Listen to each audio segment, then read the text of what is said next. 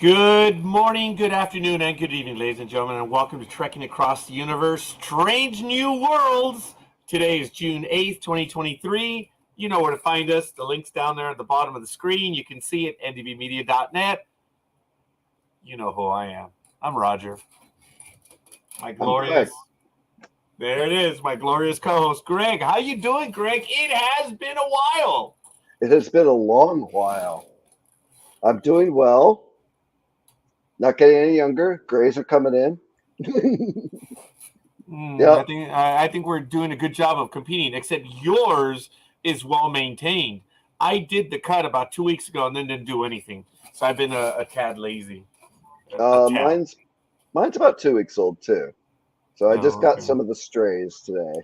Yeah, but it looks like you're taking care of yours, so really good. Ladies and gentlemen, I want to thank you for joining us. Of course, this is our premiere episode. We're going to be taking a look at Star Trek in general, Strange New World, Strange New Universe for some reason, Strange New Worlds in particular, and we're going to give a quick peek about conversational peek of what we're expecting to move forward. But I am terribly jazzed. When I thought of this, I thought of one person. I threw the bait out there, and Greg said yes. And I was like, all right. So I didn't even have to think about it. Oh, wow. So the eternity from the ask to your answer, for me, felt like, I don't know, I fell in a temporal rift and trying to get the answer. I'd already lived another life, pal. So, which all kidding aside, I think it took Greg a day to answer, and it was only because of the timing, because he's East Coast and I'm West Coast. Yeah, So, you probably sent it after I went to bed and I didn't see it until after work. yeah, it probably is that way. So I do want to welcome everyone watching us both on Facebook, YouTube, and on Twitch. Let us know who you are and where you hail from. We'd love to hear your comments. As I mentioned, we are going to be discussing Strange New Worlds. Today is the episode where we're looking back on season 1. Elizabeth Olivia Cooper, thank you for joining us from Sacramento. So we have a little bit of a triangle, Elizabeth. You're in Sacramento. Of course, I'm in LA, and Greg is out there on the East Coast in Massachusetts. So it's is that what's that? An acute triangle? A very acute triangle. Yeah, that's a narrow little one. Yeah. So it is really good. But thank you for joining us, Elizabeth. If you have any comments, of course, fire them away. So we're just going to get to it. Greg, all right. For those that know and don't know, Strange New Worlds will debut season 2 next Thursday on June 15th. And we're going to be reviewing that episode in the evening. Today we're starting at 7 only because yours truly effed up. Just flat out effed up. I don't know why I chose 7, and it should have been 6 o'clock. So we're going to be going at 6 p.m. from this point forward. It'll be a little bit easier from everyone else. And we already have. Thank you, Liz. See, it went from Elizabeth Olivia Cooper after that comment. Thanks, Liz. So this is really cool. All right. Now, Greg, I have to tell you, Elizabeth runs a major fan chat room or group on Facebook for the Ark. Dude, she's the shite. Okay? But no, I had to say it that way so we don't swear. I really feel stupid for only watching one and saying, wow, I got to watch this show. And then here it is a month or two later, and I completely spaced on following that one. Well, they were renewed for season 2, and we are terribly excited. As I mentioned, folks, for those that know and don't know, Michael arranged to have Jessica Noemi Spencer, this Sunday at 11 a.m. Pacific time, Dominic Cisak, Harris Beckner on the 18th at 11 a.m. Pacific time, and then on June 25th at 11 a.m., Christy Burke, who plays the captain, of course, she's on the West Coast, and Ryan Adams is in the United Kingdom. I was going to say on the East Coast, but no, maybe the East Coast of the other continent. But actually, that would make them Whatever. I'm getting lame. That's a stuck-up geography guy trying to make a joke. It's not going to work. So, but I do appreciate the chuckle. No, Liz, you're the one that is sweet. So thank you. And I'm looking forward to hearing your comments on this, Liz. And you may want to join us. The invite is open, folks. This is us having a conversation of that which we live and its strange new worlds. So how do you want to? We're playing this by ear because Greg was ready to go for the last 2 weeks. It's like, Roger, call me. And Roger didn't do it.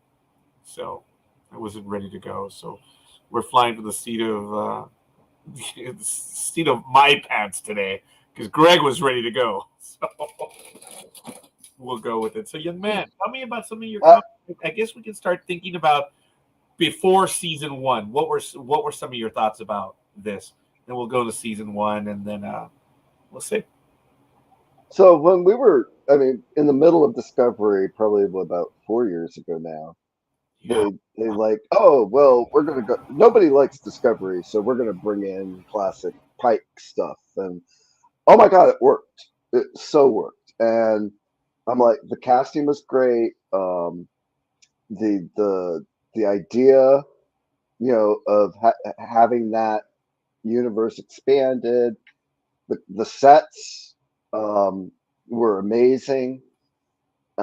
It's like new but honored the old stuff, and they even went beyond when they finally did Strange New Worlds and like really made it perfect. But when they, Discovery was still going, Lower Decks was out there, they were starting Prodigy. It's like, God, remember what happened with the Han Solo movie? It was Star Wars burnout. I did not want Star Trek burnout and have everything go away. But God, when that first episode hit, I'm like, this is it. This is the modern Star Trek show. Yeah, Discovery, right? What were your thoughts, I guess, moving forward on it? Because, look, I'm going to take the general view. Some people like it because of certain particular words, which I will not even bother to mention right now, because they're derisive, maybe not timely. Some people would make whatever. Look, Star Trek in the 1960s was very activist in some ways. The Next Generation toned it down a little bit because we were a mature society, but even then, they still handled a lot of issues. And now we have Star Trek starting in 2017 about that, and it's Star Trek is a creature of its time, and it is. And this modern Trek is not for everyone. And I have a quick story which I've shared every now and then.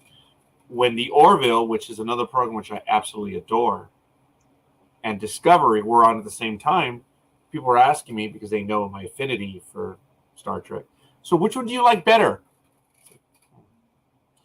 Well, let me tell you this. Twice a week, my youngest sits down and watches both programs with me. You tell me, Greg, which one is better? Right? I mean, yeah, I love them both. Different. Yeah. They both have their charms. They both have, their problems. Oh, yeah. Yes. Oh, they do. Especially, the first year. Oh, yeah. So, but, they're two different shows. I mean, I made the comment, I think one of the groups about, keeping silly and serious separate. And, I think, some shows have trouble with that. And Orville's one that has a lot of trouble with that. Yeah, the slapstick was pretty heavy, and then all of a sudden they came out with a real good episode. I'm like, well, wait a minute, wait, are they going to be serious or what? And then they just, in my humble opinion, some of that humor just is not appropriate, but it is what it is. But they began to tell good stories, and they had a good storyline. Let me tell you, season 3 was impressive. Although I did like season, I'm a fan of Orville. But like I said, my daughter and I are fans, so I'm a lucky little SOB. But switching to Discovery, if I may, I was watching. I was committed. I'm a Star Trek fan. I want to see it. But season 2 did change it for me. And I think that's why we're here tonight, because of season 2. Greg, I'm sure you saw the comment by someone, right? The longest backdoor pilot in the history of television, maybe? Yeah, it could have been. I mean, I think it was, testing the waters as to, okay, we got to keep interest in Discovery. We've invested a lot into it. It was the beginning of not necessarily fan service, but the producers trying to listen to the fans, without ending the premise of having the show focus on Michael. And oh, Spock has a sister. Surprise! Yeah. But at the same time, it's like, it made it brought it back to like the Deep Space Nine and Enterprise, and there is a Starfleet out there. There is more than just the one ship, and it gave them a little bit more plot device to use in moving that series forward, as well as testing the waters for a new series. And I don't even know if they would have done a new series if it wasn't for how well received that injection of the Cage pilot characters into Discovery was. I enjoyed the first season of Discovery. Okay, I was all right with it. My daughter and I were watching it, spending a lot trying to work things out. We did not get that Federation. Oh, the gentleman, I forget his name now, but the one that uh, uh, the one that was Klingon, the human. I forget his name, and it's so sad. He was in seasons. I think he was only in season 1. Now that I think about it, but he's the one that it ended up being Klingon, basically, but just looking human. Yeah, he was like the security officer, and then he went with like Section 31. Yes. Oh, and look at that. Good evening, Richard. I'm not sure how to pronounce that. Me neither.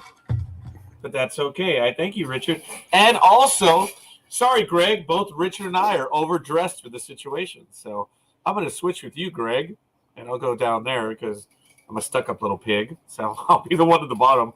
So I get to look at the cute boys and think. No, just kidding. Yeah. Interesting. That was funny, the reaction by both of you on that one. But it's all good. All kidding aside. Richard, thank you for joining us. We just started. We went back a bit. We're kind of like talking about Discovery season 2 because that's what led to Strange New Worlds. So, Richard, let me bring you in the conversation by what were some of your thoughts on Discovery seasons 1 and season 2 being basically one of the longest backdoor pilots ever to another program. It really is. Yeah. What I remember is, I don't know. I watched Discovery just because of the Strange New Worlds thing. I didn't really care much for Discovery. Their Klingons sucked ass, so I really didn't pay much attention. So once you screw up the Klingons, there's no use watching it. Yeah, they did change the Klingons. They really did. And I was a little better as time went on. They made the makeup less rigid. Yeah. So. But still, it's they I don't know. Anyway, I like this. I mean, I like Discovery. I mean, it wasn't that bad. But once they brought in, the new that Spock in season 2. In season 2, that was something different because that gave you something to look forward to because the actor that played Spock actually did an adequate job of playing Spock. He actually, so you had to give him cred for doing that, for playing Spock, because it's not an easy thing to do when you've got to compete with Leonard Nimoy. Yeah. And by the way, Greg, thank you for that in the chat room. Shazad Uh, Latif, Liz, who is Liz, Ash Tyler, yep. right? And And Liz, then, Liz just commented too. So yeah, we she did both too. That's found it at the same time. That's why I gave a shout out to both.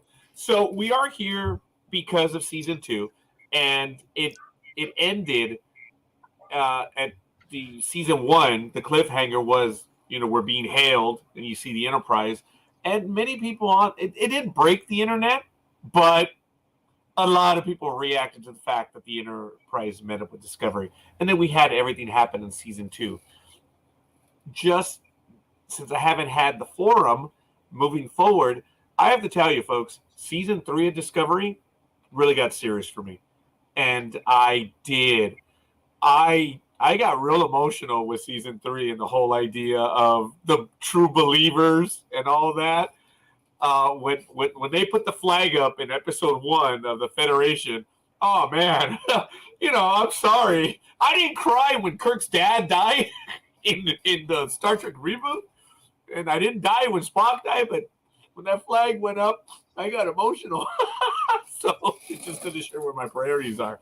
I did enjoy season 3 and season 4 also when you guys all saw it. I am looking forward to season 5 of Discovery. So moving forward, season 2, the I was almost going to say fan service, but that's wrong. The fan reaction to season 2 was just incredible. You They mentioned, were Richard. starting to get it. Yeah. It's like they realized what they needed to do, not necessarily to placate the fans, but to pull them in. Yeah. It worked. It had everyone's attention. The cliffhanger in season 1. I like that cup too, and I did not bring any of my Star Trek ones right now. So I just came dressed in uniform. That was it. I'm not going to stand up though and scare everyone, but at least the top's correct. So We have to make sure that when we're talking about Discovery, we mean Star Trek and not Warner Brothers. Oh, that's right. That's right. Yep. Yeah, we are talking about that. We have to clarify that. So the fans cried out, said they wanted a series, and whether, as you alluded to it earlier, Greg, whether it was their intent or not, and it worked. The demand was so high, they announced it fairly quickly after the end of season 2, didn't they? Where they said we were going to get Christopher Pike and the rest of the crew. Yeah, that was crazy. That was, and Strange New Worlds, I think, debuted 2 years later. So I guess the numbers were good. And I don't know what your thoughts, gentlemen, on season 2 of Discovery, or we can just get straight into Strange New Worlds, which debuted last year in 2022. Well, I'm a total tech geek, so like I got my girl scream moment when they sent the space tubes across for the emergency evac of the Discovery. Yeah, and it's like they had the 2 ships hanging in space with the gangways in between them. And I'm like, I wasn't in the Navy, but I have friends in the Navy, and they're telling me about sending stuff across guy wires connected between the 2 ships. It's like I was having my big tech moment there. That's like that. That was like, yeah. There was a lot to like in the season finale for the season 2 finale. They treated both ships like ships because Star Trek in some of the movies and some of the TV shows, the ships had become fighter craft. And they were not. In this battle, they were battleships. Yes. They were huge ships. They were treated as such, and they looked good. And I didn't realize that the first time I saw it until I read that comment. I said, yeah, that was right. The new G7 too. Oh man. Oh, it's like, forget the flippy, spinny thing of Discovery. That was ridiculous. Yeah. Every other ship on that show was a dream to see rendered in action, physical models when they were available, regardless of the scale. Yeah, it's just leadership on that show. I loved. There was a lot to like. I didn't care for the uniforms. I just No. never did. I don't understand why they're off center and they have that stuff and they're kind of like at the bottom. They're I don't get that, but whatever. Okay, it doesn't kill it for me because look the next generation, the first 2 seasons of that spandex One Piece. You would think they would have learned their lesson from the motion picture, but apparently they did not. No, When they but at least they went, color blocked. yeah, when they went to the 2 piece Yeah. in Next Generation, those uniforms were awesome. And then the epitome, in my humble opinion, is the uniform that you have, Greg. Yeah, the first contact. Oh Even man, even the coveralls, they're much better in gabardine than they are in the spandex. Like, oh hell yeah, that was really good stuff. Now the Picard uniform, I think, is not too bad. I just actually got it at a decent I price. love the last season uniforms. The last season of Picard, I love those uniforms. Okay, all right. I guess we'll have to talk about those on another episode. But Richard, Do did a you have? cold thing Oh, go on ahead, Rick. costumes.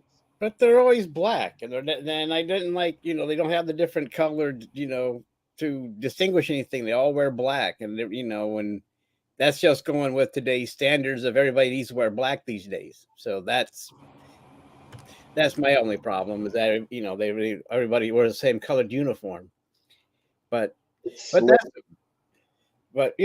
that's just my opinion. I'd like to have the diversity of the different colors and stuff like that. And but everybody's wearing black because that's what everybody wears these days, good or bad, doesn't distinguish anything. But that's just my opinion on the uniforms. Hey, it wasn't guys in shorts like some Star Trek show we wouldn't mention. Yeah, that's right. I wonder if Elizabeth talking about the first season of the Next Generation. Oh, the And- scants.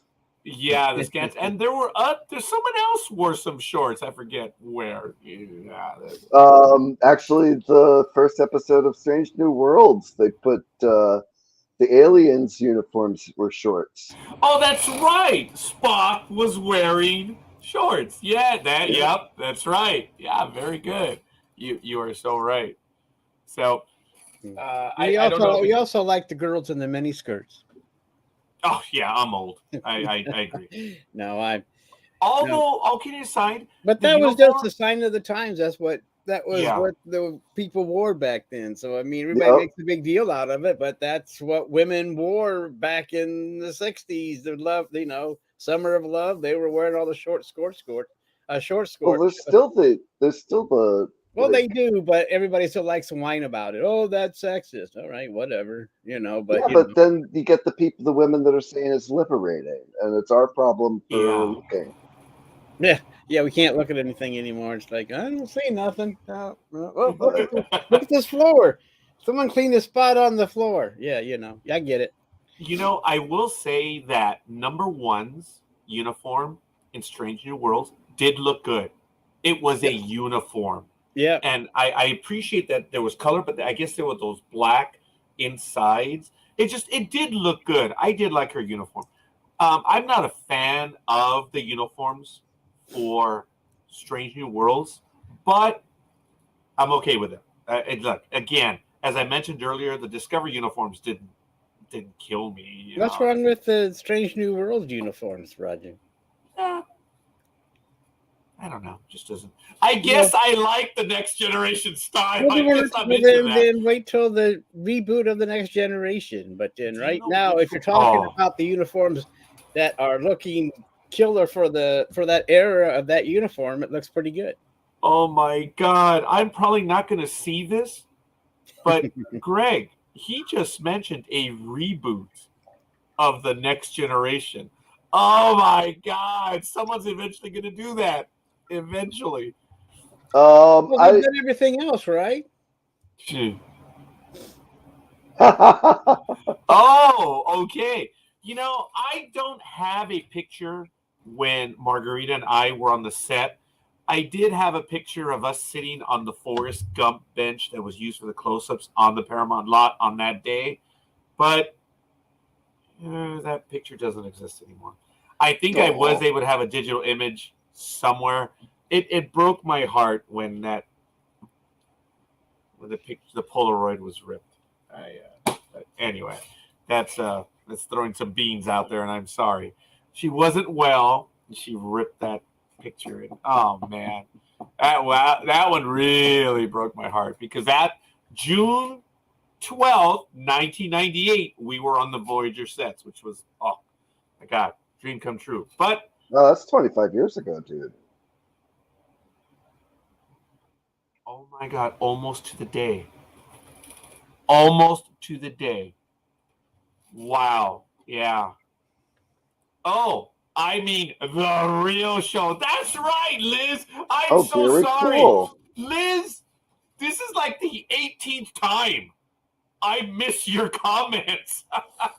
Liz, she's good people, man. She listens. She really does. And like an idiot, I've thrown some hints out there, and she's gotten them each and every time. And oh, Liz, I missed it again.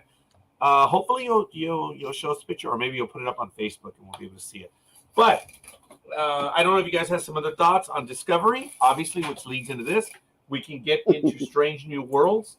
Richard, what were your thoughts when you first learned that they were going to move forward with Strange New Worlds? Well, I thought it was probably the best news ever heard around the world. Wow. Okay.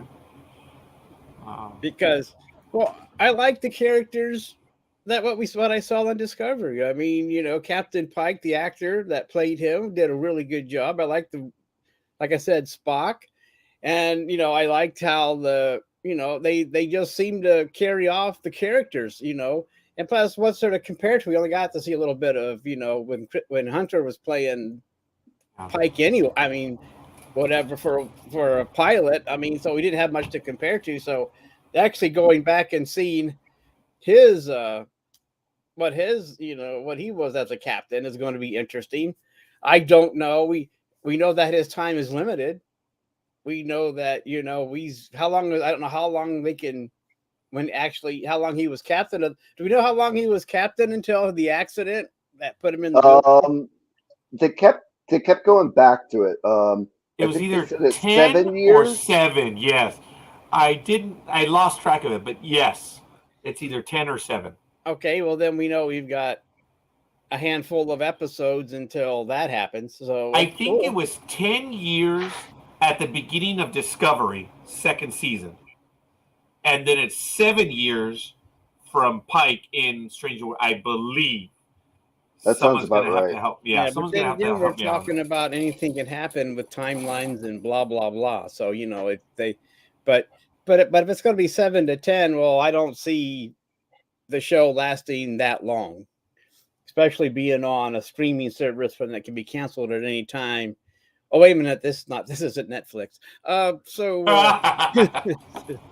That's funny. But I'm just saying, so we've got time, and it's interesting to see how this crew happens. I mean, because I'm interested to see how this goes until we get to whatever's next. But we get to spend time with this crew and get to know them better, right, Greg? I mean, I can call definitely, you Greg, right? I mean, I know I just met you. I'm sorry, but I'm just saying. I look forward to the journey. Don't you, Raj and Greg? Very much so. Yes. One of the biggest things that I'm really happy about going back to Discovery is Michael Burnham. That's it. We don't have why the name is Michael Burnham. It should be just understood. There's no reason to explain it. It's just part of it. And when you have that happen, it makes it much more real. I, for one, don't need an answer to everything. When Battlestar Galactica ended, folks, and we didn't know what Starbuck was, I'm sorry. I was all right with that. I don't need an answer for everybody to go, oh, Greg, it looks like you might. You're unhappy with not knowing what Starbuck was? Well, we learned what Six and the other six and the other Gaius were. So Yeah. it probably could do a whole show just about that last couple episodes of Battlestar Galactica. But Which we were doing on Blog Talk Radio. So, hey, as a matter of fact, Greg, all kidding aside, I have plans for a rewatch of Battlestar Galactica. Folks, we're way off topic on this. The anniversary is December for Battlestar Galactica, of the 10 new years? series. December, it was 2003. Yeah, it's 20 years. No. Yeah, 2003. It was 2 years after 9/11, man. Remember all the vitriol directed at Battlestar Galactica because of it? Yeah, there was a lot of that. We're going to do a rewatch. I'm not going to have a chance to do tax season, the reality, because of the commitments. I don't know when the arc is going to be on. But in December, I'm going to start the rewatch of Battlestar Galactica with the original series, the movie, and Galactica 1980. And then we're going to get to the new series, and we're even going to do the shorts that they had online and that pilot. We might even do Caprica too. Who knows? Oh, Caprica was great. That was. I was disappointed that they canceled it. But, yeah, I like Blood and Chrome. I was hoping that would take off. That was a good pilot. That's the one I meant. Yeah, that was a really good pilot. What a great way of explaining how Adama became Husker. I loved it. Yes. I loved it. That was awesome in Blood and Chrome. As a matter of fact, I have a cat named Husker. My daughter did not know any better. We thought it was a boy. And since we're kind of out in the country, yeah, right. It sounds, everyone's, no, you're in the city. Yeah, I'm out in the country. I'm not. I'm in Pomona. But anyway, it's much quieter over here. But we have this cat that I found, and she was destined. She also was in my hands, man. She was all skin and bones, and we saved her. And but it was a he. So maybe the cat's name should be Michael, but what do I know? Anyway, I named the cat Husker. And then as the cat got older, my daughter says, Dad, he's a she. Like, no shit. So excuse me. So I was like, all right. So the cat's name has remained Husker. So, but we don't have that cat in our name. It doesn't matter what sex they are; they can have any name they want. You're being old-fashioned again, Roger. I know. I'm ignorant, aren't I? But anyway, because we are talking Discovery. Yeah. Different. Yeah. So the cat's name is Husker. That cat is not around right now because my daughter's babysitting her friend's big German Shepherd, Iris. So the few cats that we had ran. And they're out and about, and whenever the dog's in sight, I see them come back. So, I miss Husker right now. I saw her, I think, 2 or 3 days ago. So, as soon as the dog goes in sight, she shows up. So I'm looking forward to seeing her again. But anyway, that's besides the point. Strange New Worlds debuted in May of 2022, and it was good stuff. I think it was May 5th. They'll correct me if I'm wrong. But the episode 1. Strange New Worlds debuted, and that was the title. And the line that I got out of it was near the very beginning, where the Starfleet Admiral comes over and tells Pike, "Cut the crap, I'm recalling you." No, I got a month. I'm recalling you now. No, we need try someone else. That was his line. Remember that? Try someone else. That's the line that I like, and it was about first contact. It was good that they told a Star Trek story. It wasn't a bottle show, as some people misunderstand what a bottle show is. It was a story that lived on its own. It's not the modern Trek where you have episode 1, 2, 3, and they're episodic. This was a standalone episode. I thought it was a good start. I rewatched it within the last few days. The episode had its moments, and it was good. So, I don't know, Greg, if you want to have your thoughts on that, and we'll go to Richard. But let's just jump in. Let's make it free for all. Elizabeth, your thoughts on episode 1, Strange New Worlds. But go ahead, Greg. Tell me. It sucked me in. I mean, the whole. I leaned over and said to my wife, I said, when the shuttle came in and the first sequence, and the shuttle came in and the horse reared, and I'm like, if they don't say anything about him spooking the horse, I'm going to be upset. And sure enough, Pike said, "You spooked my horse," and I'm like, "Yep, that's the show." You know, Greg, that whole scene, it looked big. It looked epic for a TV show. It wasn't epic, folks, but it was big. And the reason why I say it's before Greg and I went on air, we were talking about the uniforms that have spilt out into this one.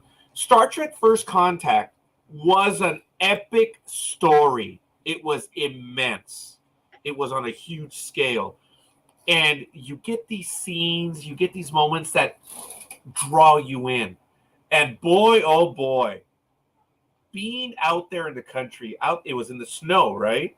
Yep, It it was was Montana. nice. Yep. Yeah, Montana. I forgot. Thank you for reminding me. I only saw it 2 days ago. What do I know? It was beautiful. And I like how they put the modern technology in there.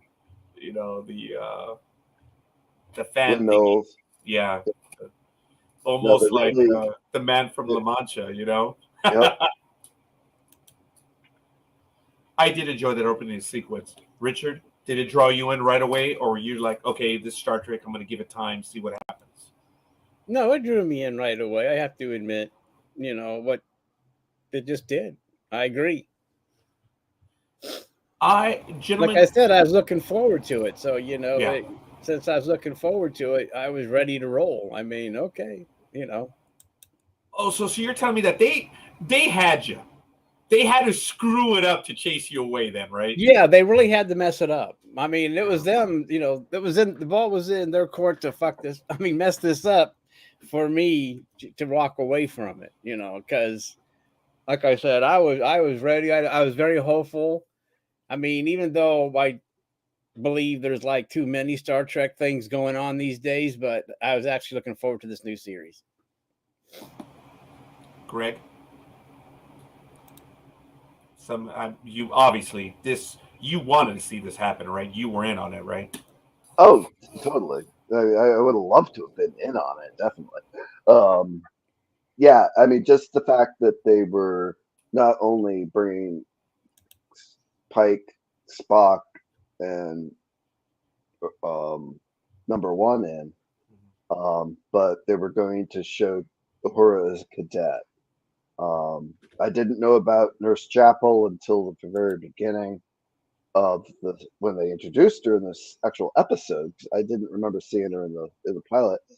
Dr. Mbanga, only in one episode, right, of the series, and it's like, and then I found out who they were having play Dr. Mbanga, and I'm like, perfect, and then what a choice, huh? Yeah, that he is not, forgive me, a prototypical Star Trek character or actor, gentlemen. Right. Yeah, his voice is Greg, way to go. He's he not my favorite character. But recently, and I was so mad that they cast him as the guy that was going to get killed instead of the Stilgar in Dune, because I'm like, this guy should carry Stilgar for the whole movie. The guy they got for Stilgar is still good, but I mean, he shouldn't have been Janice. He should have been in the whole movie, both movies. But great actor. The young Kyle and the young Nurse Chapel, I don't know if they quite fit the characters, but yeah, the Helms person, love her. She's mouthy. She's funny. Oh, Ortegas, right? Ortegas. Erica Ortegas. Erica Ortegas. She doesn't hold her tongue. Yeah, and jumping way ahead. That's the thing is, I don't think Kirk would put up with that, but this is a whole different thing. Actually, Kirk was a bit more impatient. Well, isn't it funny? I was going to say, jumping ahead, episode 10, who's the mouthy one? Ortegas. She played the role that Lieutenant Stiles played in that episode. Yes. And she played it to the T. It fit her character, but I jumped way ahead. I could see that. Yeah. On rewatches, if Pike is in shot with Ortegas and she's like saying something under her breath or making a wisecrack, watch Pike's face. Oh, yeah, he grimaces. He makes little faces saying, Oh, he does, huh? we got to rein that in. Okay. Oh, I don't think I did notice that. That is crazy. I'm gonna have to check it out. But look, episode 1, folks, it moved well. I thought it was good. Pike, interestingly, is a mature version of the Kirk that we know, not the Kirk from the movies. The Kirk from the movies is not the Kirk that I grew up with in every version. It's not. And we know because the person's life was altered in the newer movies of J.J. Abrams. That's fine. I get that. But for them to say that that's the Kirk, it's no. Because it's also not the Spock from the movies, because the Spock that we know would have given his life to reset the timeline. But whatever. I'm not going to argue, the movies right now. So, episode 1 moved very well. I did appreciate, I forget her name, the chief of security who was the number 1. Noonien, I forget the first name, but Noonien Singh, right? She's chief of security. I forget her name. I didn't care for that name to be used. It's like, okay, all right, what's the point? It's Yeah, maybe they put it in there as a potential plot device. Could very well be. I know they had some conflict in later episodes regarding genetic modification, and that came to a light. It became a talking point. But I mean, to build a whole character around a plot device, I don't know. So you're saying it's more than a homage. It's just like you expect to see something. And that's a very interesting point, Greg. I never thought about that. Awesome. Yeah. The episode was good where the Pike that we have, this guy follows the rules. He knows everything, but yet he still bent them. When we look at the Prime Directive, it's actually not even called the Prime Directive. And doesn't Ortegas say in the episode later, that's not going to stick? That was funny. Because I think they call it the General Order Number 1. Okay. Yeah. And it is General Order Number 1. Kirk refers to it as General Order Number 1. But I love where Ortega says, that's not going to stick. That was funny. I like that. That is nowhere near a retcon. That's damn funny. That is knowing your history and acknowledging it. I did enjoy it. Elizabeth, you posted the pictures on Facebook. If I may show them, let me know. I do notice that you say yes, and you did tag me on them. Thank you. And La'an. I guess it's La'an. Noonien Singh? Yes, sir. Yeah, okay. I Played didn't by learn her Christina name. Chung. Yes, okay. Yeah, she, in this episode, she earns Pike's favor almost instantly. She's sharp. She makes good decisions. She's quick to action, but smart action. And in this episode, Pike, I thought was more Kirk than the Pike that we had seen in Discovery. What were your thoughts on that, gentlemen? Richard, what do you think? Repeat the question. Episode 1, your thoughts on episode 1, just general. You don't have to follow up on me. I was just saying that I felt Pike acted more like Kirk than the Pike that we know already. Well, I guess that could be true. I mean, it seems like it's hard to tell since we don't know that much about Pike. And this is the young days of Pike then, too, if Pike still has 10 years to go. So, because if we go by Christopher Hunter, he didn't take any crap either. When we went up the cage, he was ready. He was a tough individual. And, no matter when he was stuck in the cage and those aliens, he wasn't, he was going to do anything to get out of there. So, I mean, he was headstrong. And it seems like this Pike, he's a little bit more laid back. Maybe something like sometimes Kirk can be. So, I mean, I guess I agree with that, but I just think later on he's going to become a little bit more, stoic and a little bit more, I'm going to follow the rules, and, he's going to be a little bit more tougher as we see Kirk become in the original TV series. But, Hunter was playing him pretty much, I'm a tough guy, and, the leading role of that era is what I'm saying. I like that. I appreciate that. I guess I'm going by what we saw in season 2. I like this Pike.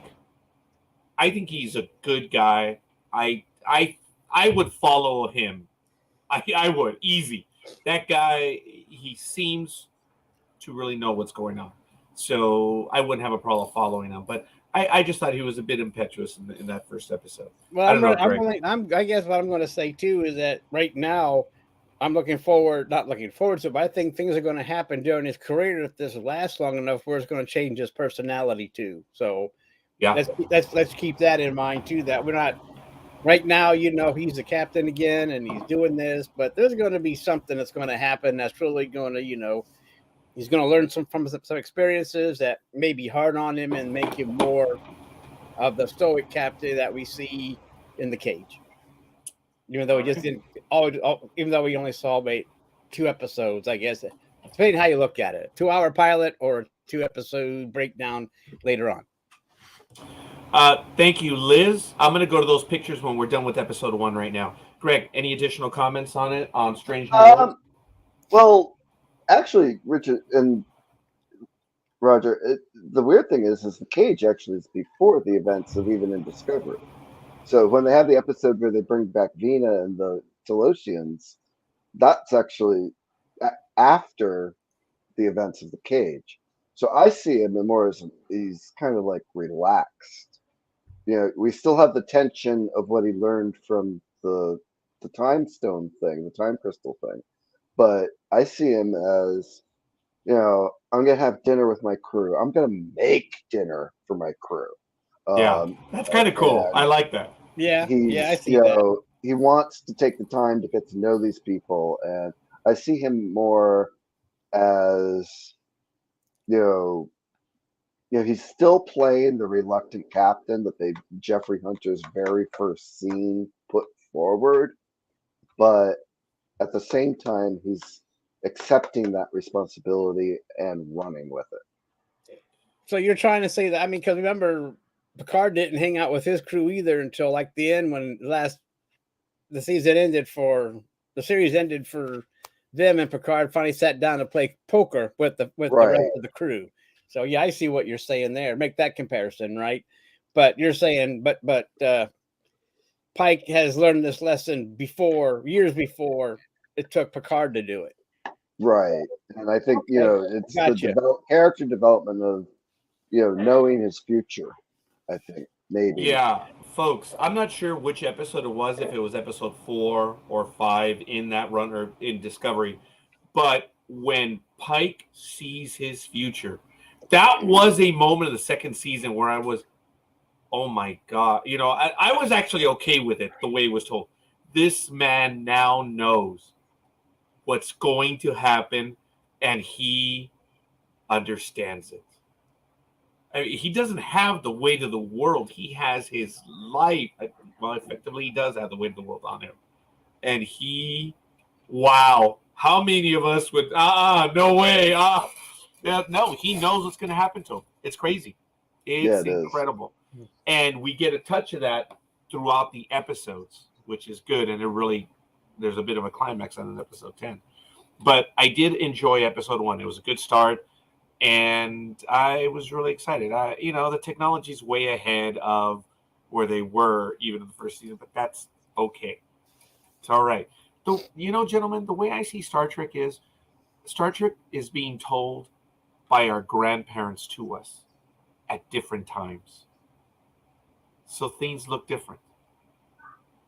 That's the way I am able in my mind to say, okay, well, this is before the Pike that we saw, the cage and Kirk and all that stuff. Even the first movies of Star Trek, they're way ahead technology-wise, but that's okay.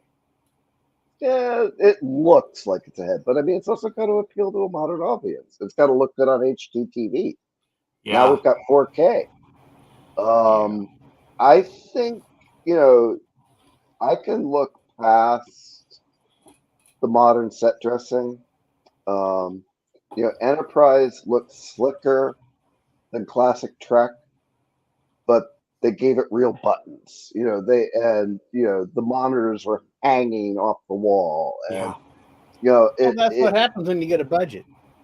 right. Yeah. And you have the capability. I mean, look what they did in Next Generation, just because they could finally do vacuum form. Oh, You no know, kidding. Yeah, because the technology keeps increasing and becomes cheaper. I mean, you couldn't pull that. I mean, you couldn't do next gen stuff back in the original series because they didn't have the technology, and plus we knew how the budget kept getting cut every year anyway. Back in that show with Roddenberry, and and this one had a little bit of a budget, but still, and the thing is, if you really look at it and you think about the future, you kept thinking, well, why are they sending humans into space? Why would I mean? Because the way I look at it, as this goes on, we're just going to send automated things everywhere anyway. I mean, we may right? send a crew just so we can say, okay, we sent a man somewhere, but I just can't see, a whole bunch of ships with a bunch of people on it flying around the universe when we don't have to do that. But that's just me. But anyway, we have to enjoy this because we have to have characters. We don't want to watch an empty ship going back and forth anyway. Yeah. So it I makes it could. fun. It makes it fun. Yeah, we can just watch, a bunch of little robots, like in that. What was that Disney film? Black Hole, when they had those little three things with Ernest Borgnine, and he had those little three Yes. buddies he had. You can Oh. watch the Three Stooges just go. Wah, wah, wah, wah, wah. But anyway, I'm going crazy. No, that's funny. I remember them, and I cannot remember their names. I had the little Huey, Dewey, and action Louie, I figures. believe. But There it is. Yes. Oh wait, but no wait. I don't know if that was. I just made that up. Huey, I just Dewey, made and that up. Louie silent running. Right. Yeah. Yes. Okay. Oh yeah. That's right. With Silent Running with They had Vincent and Bob Stern. on Black Hole. There it is. Yes. I had Vincent, the action figure. But That little ball. Roddy McDowell was the voice, I think. Really? I think so. I'd have to look it up. it's been a Wow. long time since I've seen any of these films. But yeah, I should go back and watch and find out now that because that makes me kind of curious if he actually did a voice like that.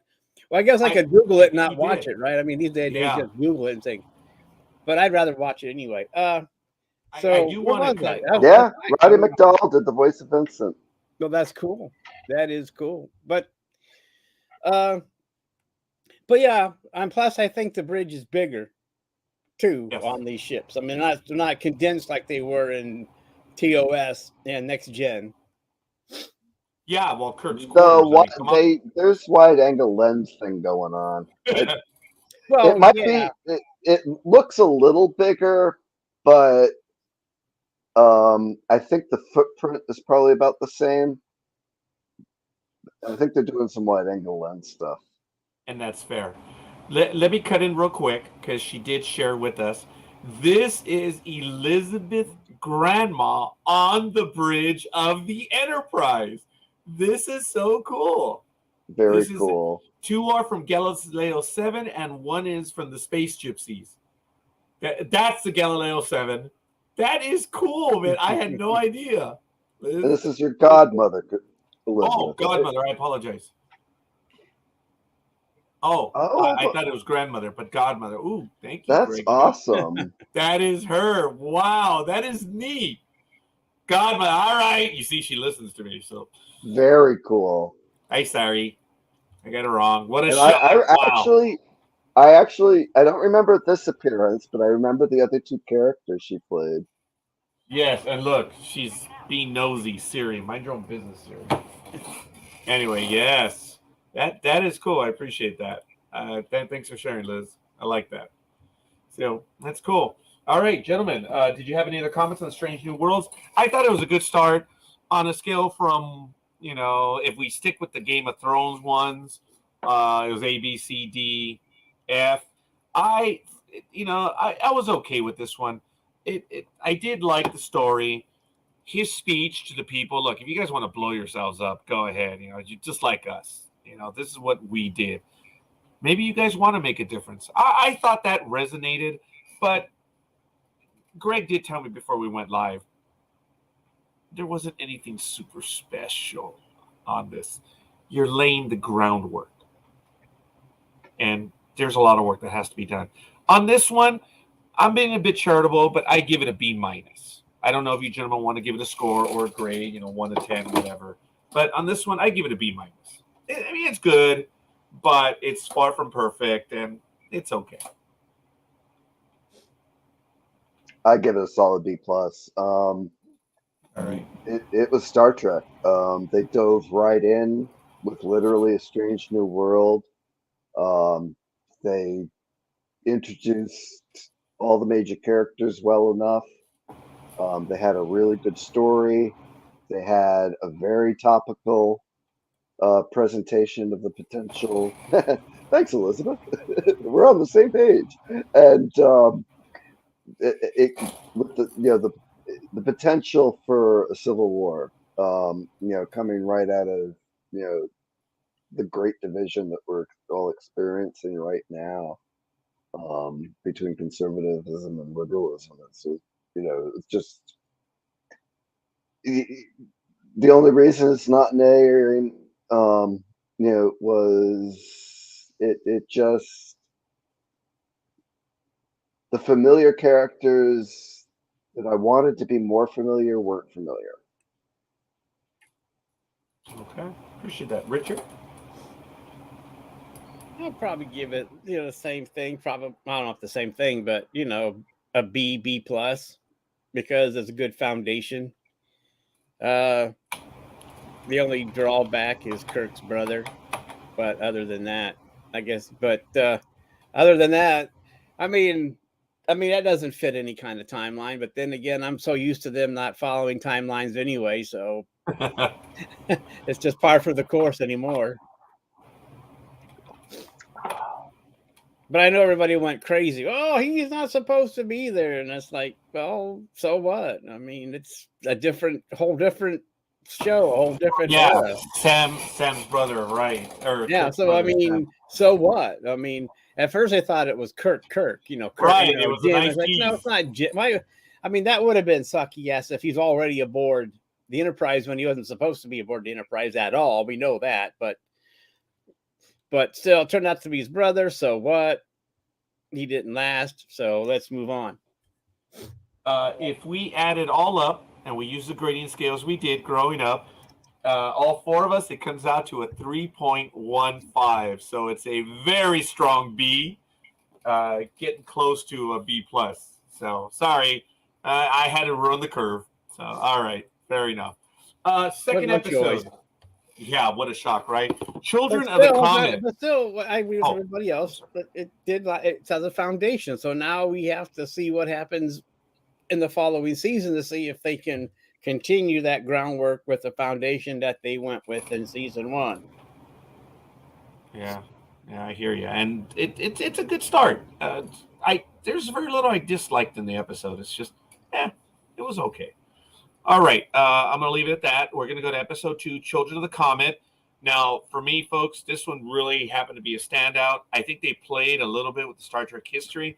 It is not 100% established, the preservers. But, Greg, you're hardcore Star Trek. You know what I'm talking about. Mm-hmm. The whole idea is that the universe, or our galaxy, was seeded. Certain planets were seeded, and that's what we have. As a matter of fact, it's talked about in season 6, I think, of The Next Generation, where they finally all come to this, and they meet the preservers, and they're like, yeah, F this. They all just walk away. That was kind of funny. It was a disappointment, but I guess I could see it. We're all related? Nah! That's really what it was. We're all related. And that was very real. You would think that they would all come together. Playing the holograph of the alien.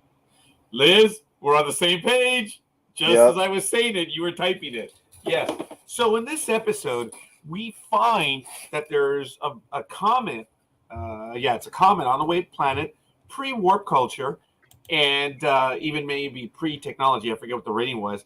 And what's the Federation going to do? Let's go in and save the planet. And they go in, and oops, turns out that the comet has some super secret technology. And not only that, all of a sudden, the pit bull that is guarding it shows up. And they're like, you know, play with Muhammad or Mahani. Mahani. Thank you. Ooh, very good. And Pike refers to them as not psychotic, but zealots, I believe. And they're like, hey, leave it alone. You don't know what Mahanid is. We even don't know. We've had this charge for centuries upon centuries. We don't even know when we received this charge to care for Mahani.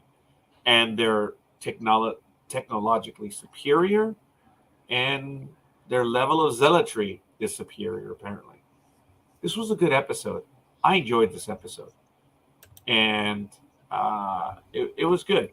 Early on, when they're trying to save the planet, as I told Greg before we went live, I love this line by Pike when he tells number one, I love my job. He mouths the words to her. Or it might not have been to number one, but it was to one of the crew when he says, I love my job. And yeah, Captain of the Starship, man. It's great. I understand, Greg. This was one of the better episodes for you.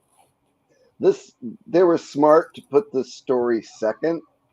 Not only did they extend the character redevelopment of Uhura, and introduced her singing. It was smart to put this one second because this was a Star Trek episode.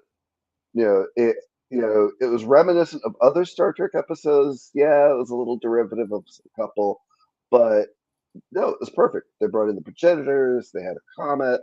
They had Uhura's first away mission. They had the really cool alien artifact. They had the planet with impending danger. They had a conflict, of General Order 1 on whether to interfere or not. They can't let it, they can't let the comet destroy the planet, but yet they don't want to piss off the crazy religious aliens. And at the end, they did the quintessential, well, what if? And it's like, it was the smartest decision that showrunner had, was to take that story and make that number 2, because they had a strong start and they just went, bam, we're doing Star Trek the way everybody's been complaining we haven't been doing Star Trek. And balls in. They refer to what we saw in Discovery Season 2. We now know why Pike is doing what he is doing, why he's living the way it is. They talk about it clearly. He sees what is going to happen, right? Yep. He's reminded of it. And I guess it was in this episode where they have the meal, because they punked, or Ortegas punked Uhura by saying, hey, aren't you going to go full dress? And she does, comes out, and she is as casual as can be, man. That was funny. I thought she was going to go to a baseball game, quite frankly. I thought that was funny. And she's like, what? Oh, you punk. Like, oh, no, the one that's a punk is you, as in punk. She said, well, I'm going to go and change. Oh, you're going to be late to your first captain's table? So she went, and it was funny how everyone realized, you got punked. And they all played along. It was really funny, and I did appreciate that. And we learned, as you gentlemen were talking about earlier, how the captain sits down and spends time with his people. It was good. And the relationships here, I did appreciate, in that it was almost like a Saturday afternoon barbecue. Everyone shows up, and they're all doing something. It was kind of neat. Even though the captain was cooking, they were all contributing to the meal. It was really good. I did appreciate that. Richard, some of your thoughts on the second episode, Children of the Comet? Well, the same thing you said, Roger. I mean, the punk part was really awesome. So, I mean, that's what I was going to go with. I mean, because, It's interesting that that stuff still goes on centuries from now. Yeah, the hazing, right? Yeah, you know, and it was it was a good kind of hazing, you know. So I mean, at least they've calmed that down a little bit. They don't, no one got injured, just you know. But so it was pretty. It was a fun episode. I mean, to see them all gather together, and you know, and it helps with morale when you can get that sort of thing going and have the members, you know, spend some time together that aren't on the job.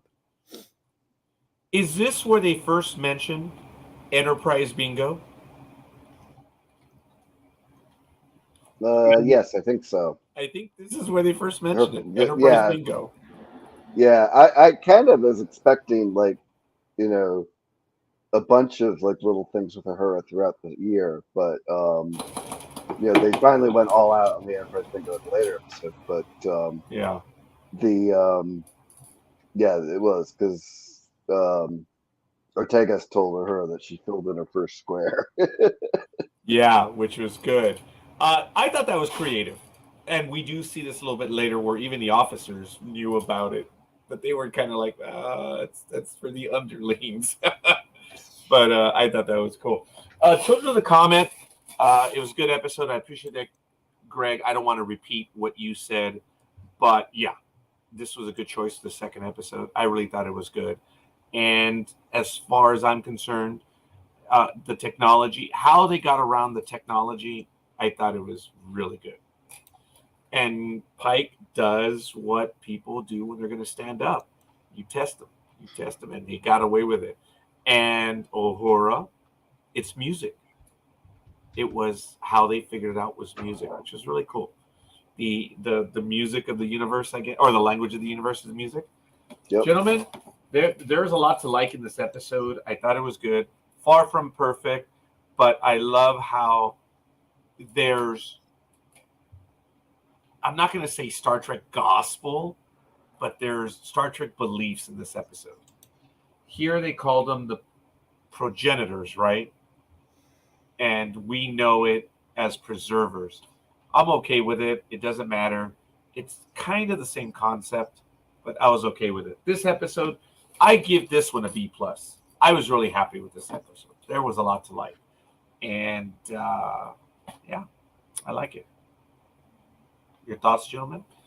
Elizabeth, what was your grade on the episode? Greg? This was an A for me. The the faults were, you know, actors getting used to the characters, things, writers trying to write for characters. But it was a Star Trek episode.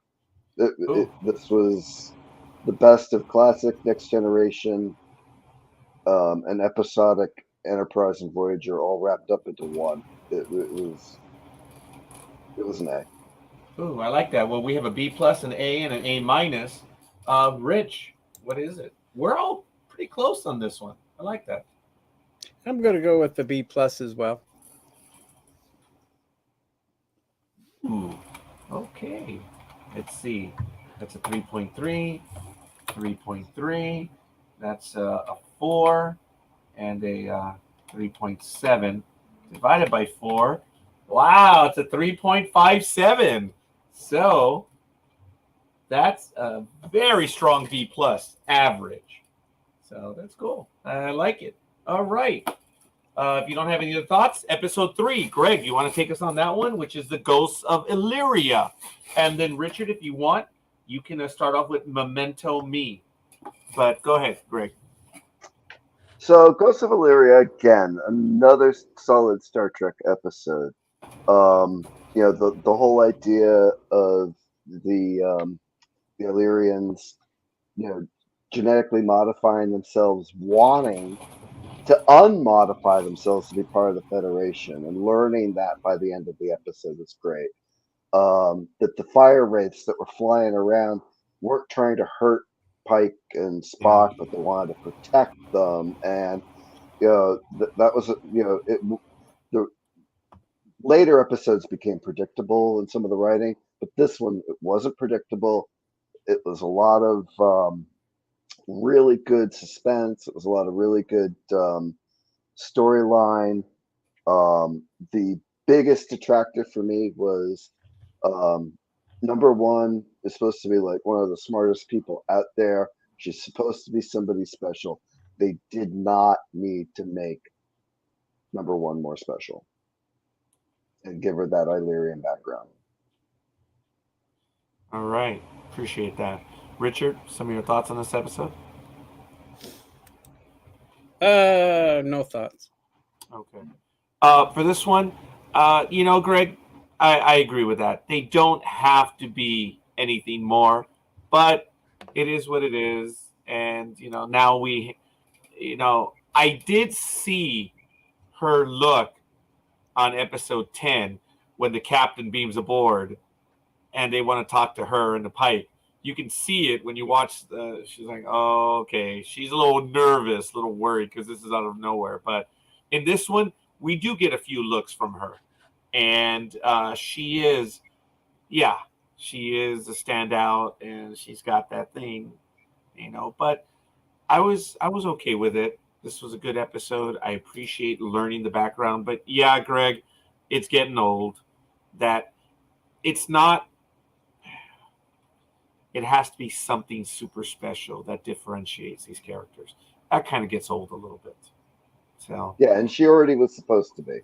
Yeah, in Star Trek lore, there's no doubt, but now they even take it a step further. That didn't detract to me all that much. I was still okay with it. I did like the episode. I liked where they were shooting on set. I don't know where they were. It looked cool. I'm sure it was just an abandoned site somewhere. It's not that, it's probably somewhere up in Toronto. So I think that's where they're filming. But I did like it.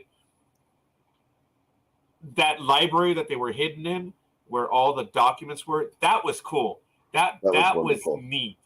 That was almost Library of Alexandria imagery, where the papyrus, they're rolled up, but these are digital, which was kind of neat. Yeah. That's the way they used to have them. I did like credit to the art department on that, because that was very cool. Yeah, when you look at it from a distance, it's nothing. But when you realize what it's supposed to be and how Spock has one, that was cool. That was neat. There's a lot of stuff. The imagery, the ion storm, I guess we've now seen a modern ion storm, and they're no fun. So I was okay with that. This episode, again, didn't go over and above. I think it was a good outing, but I did like Children of the Comet much more, so there's no way I can give it a higher score. I do give it a B+, though. Oh, we may have lost Richard there. So we'll see. I give it a B+. What do you give it, young man? Yeah, I'm gonna go down on this one. I'm gonna say B-. Okay. Liz.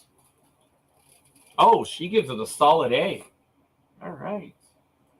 So, temporary scores right now. That's a. Let me see. That's a 4. Let's see. That's a 3.3 and a 2.7. That's a 10. Ooh, divided by 3 because Rich's not here. So we have a 3.3 on this one. That makes it a B+ overall. All right. That's okay. I'm just going by the numbers. The score is 3.3. All right. Memento Me.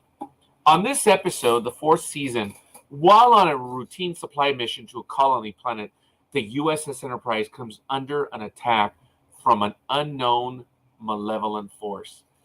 I do want to say this one thing over and over. I'm going to say it once over and over. Yeah, sorry. The trope of the Enterprise losing phasers, photon torpedoes in almost every episode does get old as we move forward. It's all the shields and the phasers are almost always inoperative. And we get one of the first bits of it right here in Memento Mori. But we learn that this is dark. This one is evil. This one is bad. Memento Mori. This is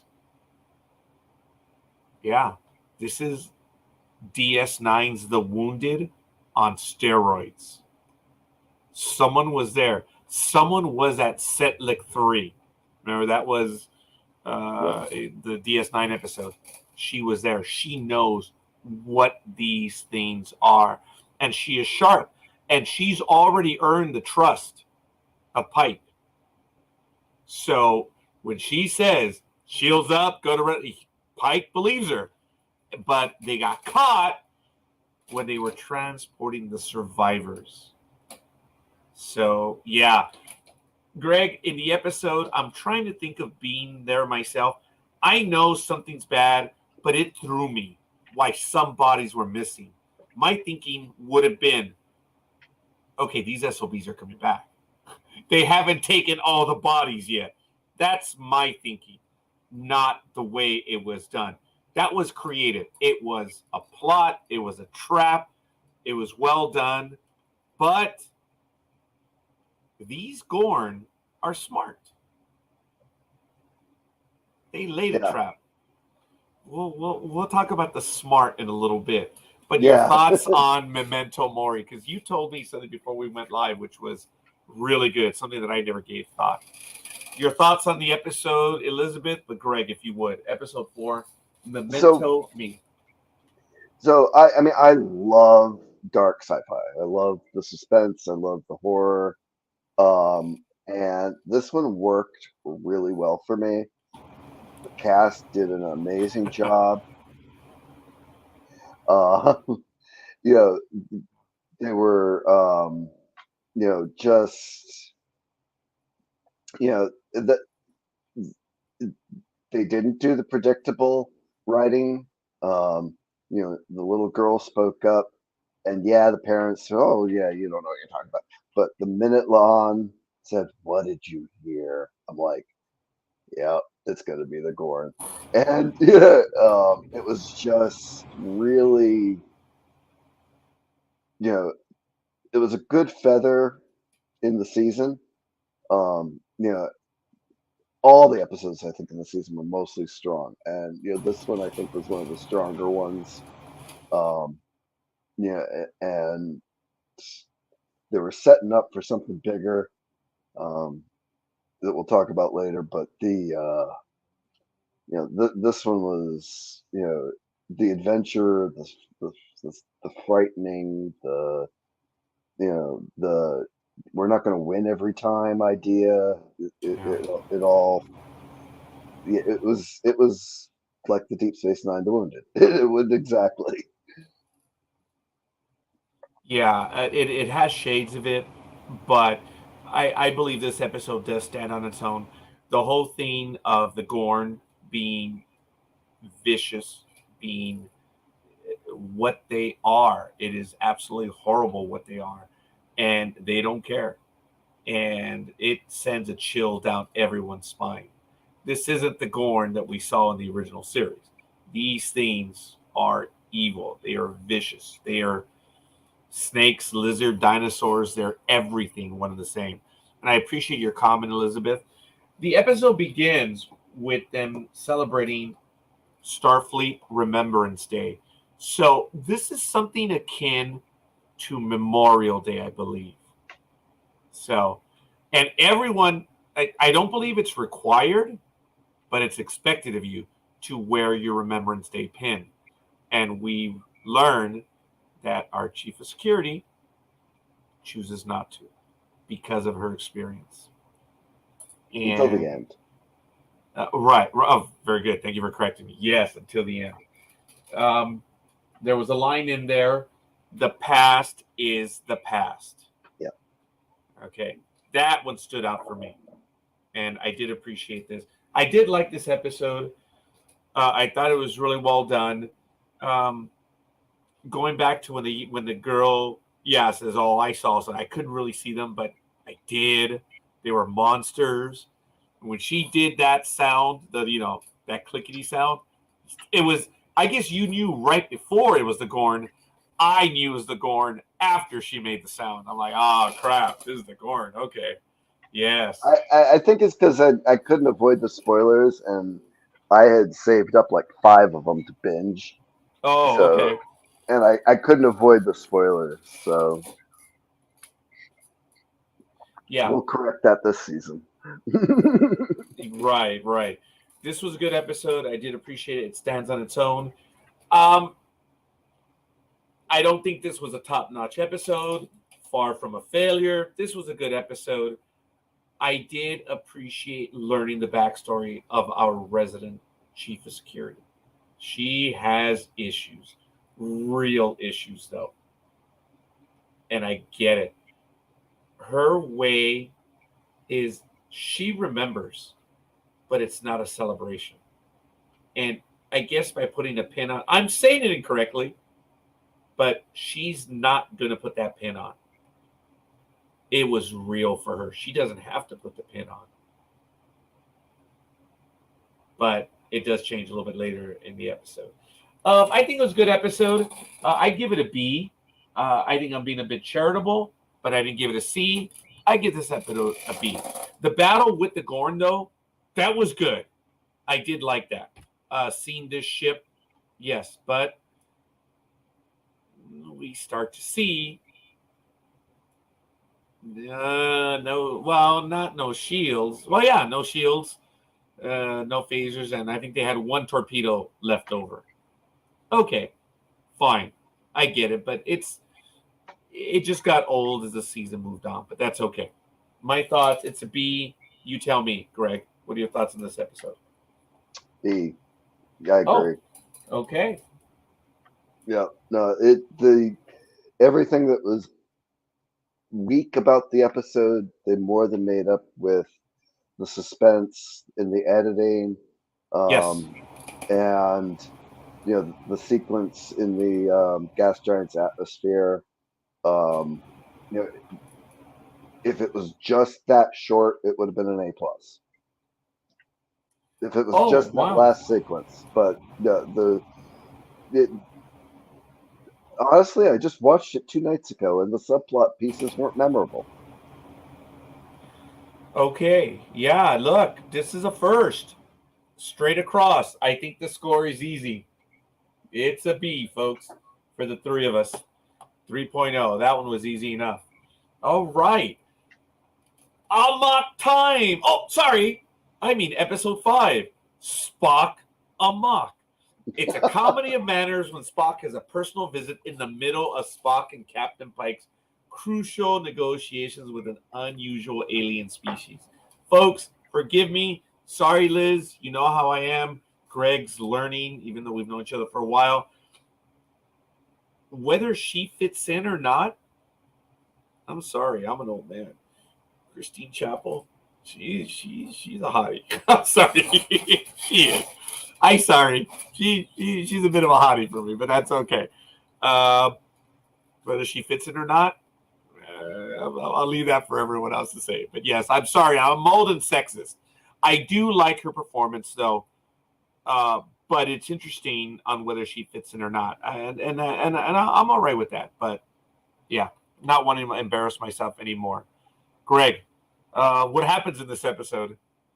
So this is the beginning of Strange New Worlds going a little silly early in their career, and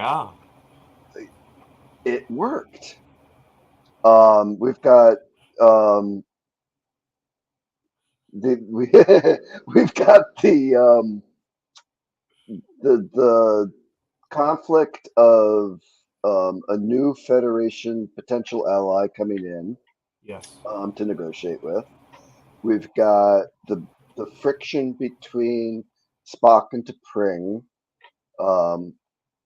even though you got the impression in the original series that they hadn't seen each other since they were 7. And then you've also got this kind of new friction between Chapel and Spock. The beginning of that love triangle, which really shouldn't be there at all, but that's another story. Yeah. For whatever reason, it worked.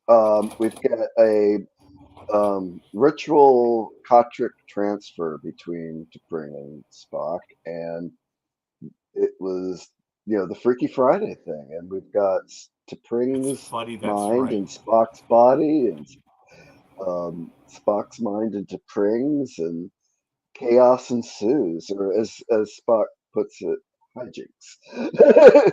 Yes. And it was clever. We get a little bit of character development on Nurse Chapel. I loved Majel Barrett's Nurse Chapel. I can kind of see why Majel Barrett didn't love Nurse Chapel. I think Majel Barrett would have liked this Nurse Chapel a lot more. But I'm going to take this opportunity because she was a significant character in here, to say when she meets Dr. Corby and loses Dr. Corby, they're gonna have to do something to make her more somber. Because this Christine is not the Christine from the original series. Yes. Yes.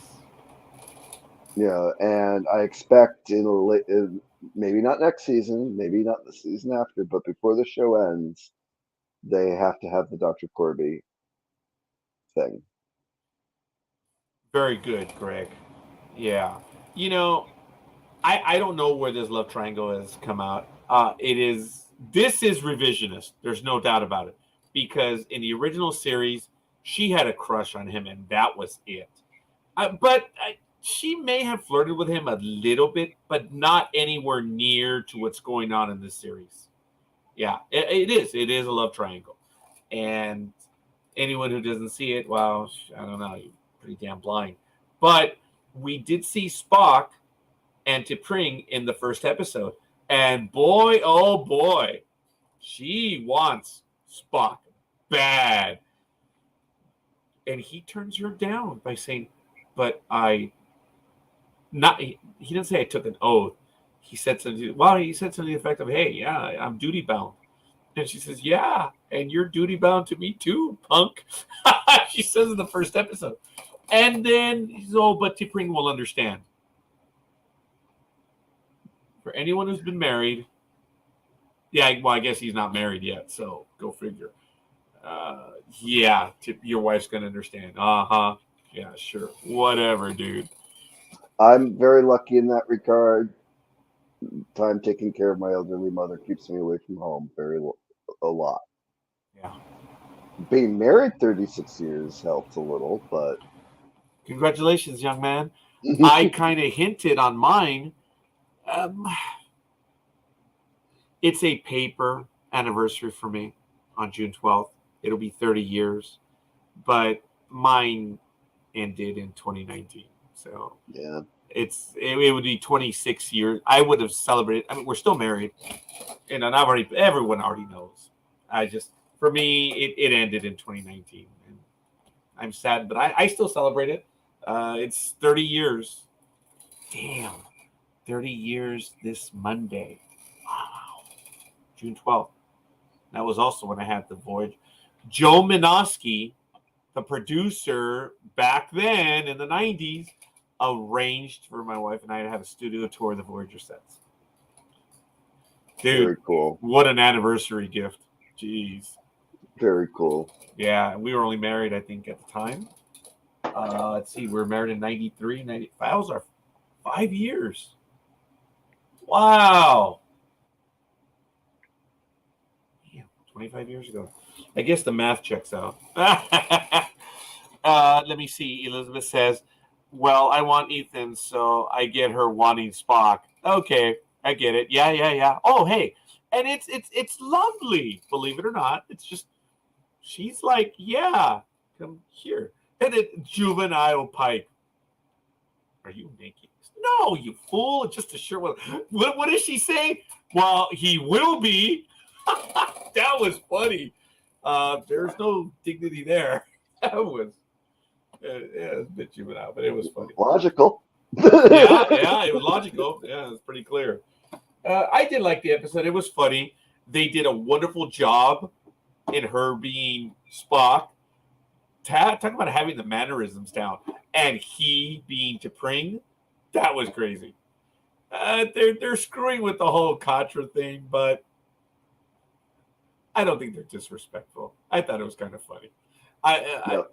Look, if I was from the Croton segment, wait, that's Romulus. Oops, sorry. If I was from some colony on Vulcan, I might be offended because they're insulting my religious beliefs. But beyond that, I'm okay with it. So, I'm insensitive, huh? I liked the episode. It was funny. It was good. It was a strong episode. They're playing fast and loose with a little bit of the history, and the characters are not acting like the characters that we know. I agree with that. At least not Christine. Yeah. So, I did like the episode though. It made me laugh. I don't think it was abhorrently rude. I give it a B. I'm all right with it. Greg? Yeah, actually, the rewatch made me realize what the charms were in this one. They had the Enterprise Bingo with number one and Ron, damn, yep. Putting up the shield and walking out on the hull without a suit. Right. They had the weird alien, that was not necessarily empathic, but they embraced the other person's attitude, like chameleon-like. And then Pike's resolution of that at the end. We had Mbenga with the fly fishing, and then with the reminding us that in the classic series, the reason why he was brought in the Amok time was at the end of the month. He's the one that knew Vulcan medicine, and it was just, it had a lot of charm. I kind of thought, the quips between Christine and Ortegas were kind of funny in the beginning about Christine's buddy who wanted to be her boyfriend. It's like it was modern without being trashy. And I just thought it was kind of, it had a lot of charm. Again, it wasn't great sci-fi, so it's going in the B- ish for me. Okay. For the humor, Elizabeth gives this one an A. So that's cool. So we have a 3, 2.7, and a 4. That's a 9.7 divided by 3. That comes out to a 3.23. That's a strong B, just short of a B plus. All right. I like it. The next episode, and correct me if I'm wrong on this one, lift us where suffer. Oh, wait a minute.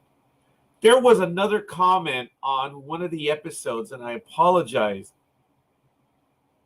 Was it Children of the... Oh, no, wait.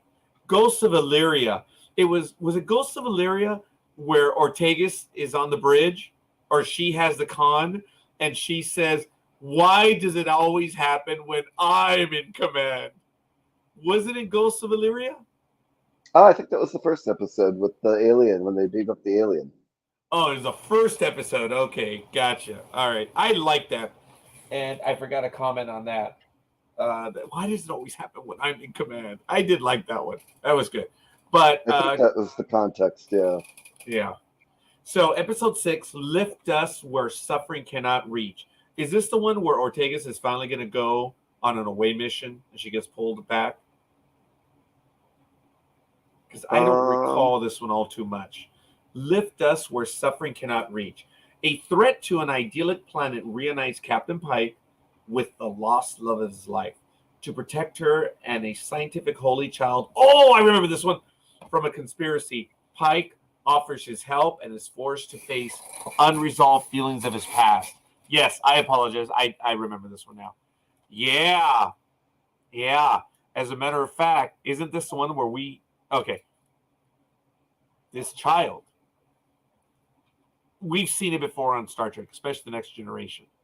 I don't know if we saw in the original series, maybe a variation of it, but isn't this the one where this child is going to be the leader of the planet? In a way. Right. In a way. Kind of took they took a couple of tropes. Okay. Here it is a year later, and I'm trying to resist spoiling. Um, no, but it also kind of sucked in Spock's brain too a little bit. With the kid being running the city literally. Right. God, it's this one. This was a hard one. This is where it's like, oh God, this is predictable because of Yeah. the tropes. But it was good, and the kid was good, and the stuff that wasn't necessarily predictable was okay. Even the stuff that was predictable was done pretty well. The love interest with the alien woman, and the person that was responsible for the initial mishap that caused the distress call being one of the guards, and where is your coin? It's like, oh God, how many times have we seen the where's your button, where's your pin, where's your coin? So this was a tough one for all the predictability. um you know and it was at the point where I'd caught up on the episodes, so I hadn't seen any spoilers. But yet, it's like both my wife and I were kind of like, "Hmm," predicting what the next scene was going to be, or predicting the outcome. There was no surprises, and it should have been really good, and it wasn't. Yeah. And it was one of the better ideas with the weakest presentation. Yeah. I think the only thing for me was, how writers love to say, well, we have an idea and we turn it on its ear. Okay, whatever, but what the child is actually going to do, he is not going to have a good life. It's going to be a bad life. That was different. uh, Elizabeth says, this one made me a little mad. I did see a throwback to Spock's brain, but the child did a good job acting. Yes, yes. I would agree. I think Greg would agree on that as well. It's just, it was pretty. Definitely. The only thing that threw me was, as Hallowed as this child is going to be, it's not going to be a good life for that one. And it did suck. But beyond that, it didn't move the needle for me. Didn't even get the needle up. It was okay. I This is not Threshold. Okay, sorry. Did you get all red there, Greg? I apologize. Sorry. Sorry, I think it's now it's 20 at 12. I'm like, you know, it becomes harder for me to maintain composure at the slightest innuendo. Yeah. No, I hear you. I give it a C. It's not horrible. I'd agree. I'd give it a C. Too many detractors, Yeah. and like I said, I mean, it had such good ideas. There was really good scenes. I loved the scene, the boy and Mbenga's daughter, and you know, I loved you know even though you knew it was coming, the reveal that he was going to be put into the machine, and it's like the whole thing. There was so much that was so well done. It made what wasn't done well more obvious. Yeah. Elizabeth gives it a B minus. So thank you, Liz. Yeah, this score is going to be low on this one. It's 2 and a 2.7 divided by 3. That's a 2.23. That's a solid C, verging on a C plus. So that's the lowest episode so far. And this is the one where I mentioned to Greg that I did miss. I just flat out missed on the rewatch. So I do remember it, but I'm gonna need some help from Greg on this one. Episode 7, The Serene Squall. While on a dangerous humanitarian mission, the crew of the USS Enterprise stumbles into a harrowing game of leverage with the quadrant's deadliest space pirate. If I'm not mistaken, the crew is taken hostage on this one, are they not? Yeah. Okay, yeah. So, yeah, all right. Go ahead, Greg. Help me out on this one. I vaguely remember this one, and this one did not stand out for me. This one was a misfire for me, significantly. How is it So that these guys always lose control of their ship? Come on. so we had, you know, again some missed opportunities with this one. We've got the counselor, we've got to go help these colonists, that are in trouble because they've been, attacked by and abducted by, these pirates. And we have this great, fascinating performance by Jesse James Cattell. And it, she, you know, immediately it comes, the writing's there, the, her performance is great, but within even before the credits roll, you knew she was going to be the bad guy, and you could tell she was manipulating. You could tell she was conniving, and it's like they had this great script, they had this great idea. There was a lot of awesome moments. You have the beginning of the actors starting to get comfortable with the goofy, being able to be goofy within a serious story. Um, at the jumping ahead to the end of the episode when they've taken over the pirate ship, and it's like, oh, we might have taken over the bridge a little early, but it was, looking back on it, as corny, but at that moment with the climax of the episode, it worked. So it's like they're finding these great things. The directors and the cinematographers are capturing them really well, but there's like a lot of moments that weren't well directed. There's a lot of moments where you know I can see giving the audience clues, but this episode broadcasted the whole thing to the audience. You knew they were going to start a mutiny the minute Pike goes into the thing about the food and the cooking, and you can see the look on the other crewman's face. It was a little bit Guardians of the Galaxy at that point, but it was okay because we're already starting to get to know Pike is a little more relaxed. He's a little more, you know, you know, let me cook you dinner. Let's try to, come to common ground here. And, you know, so it's like you got all these little positives, but unfortunately they weren't all the same piece of paper and they didn't add up. So yeah, I gotta say this one was a C plus at best for me. This was a misfire for me. Like I said, yeah, but this is still, yeah, the Serene Squall, right? We Yeah. did get a surprise reveal at the very end, right? On this Oh one. yes. Yes. So And here's the you plus that reminded was me of like, that one. Yes. yeah, the plus at the end of this one was like not just on a different piece of paper. It was in like a whole other notebook in somebody else's locker. Um, so the whole thing going on through the episode, for those who don't remember it very well, is that um, the character of this pirate captain lady, played by Jesse James Cattell, is manipulating the Enterprise crew so she can take over the Enterprise. But not only that, so she can use Spock as leverage against Pring, who is a prominent rehabilitator at a Vulcan institute where this person's husband or boyfriend or whatever is being held for to bring him back to logic.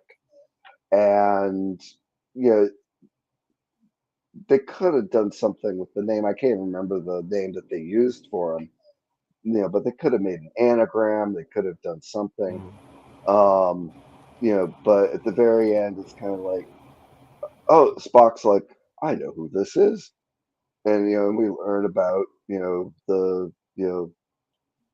Sarek having a child out of wedlock, and that's possibly Sybok. And you get to see Sybok from the back, a young Sybok with a full beard, as he should have. I'm thinking to myself, damn, I always wanted to play a younger Cybok, but I'm already older than old Cybok. Pretty good.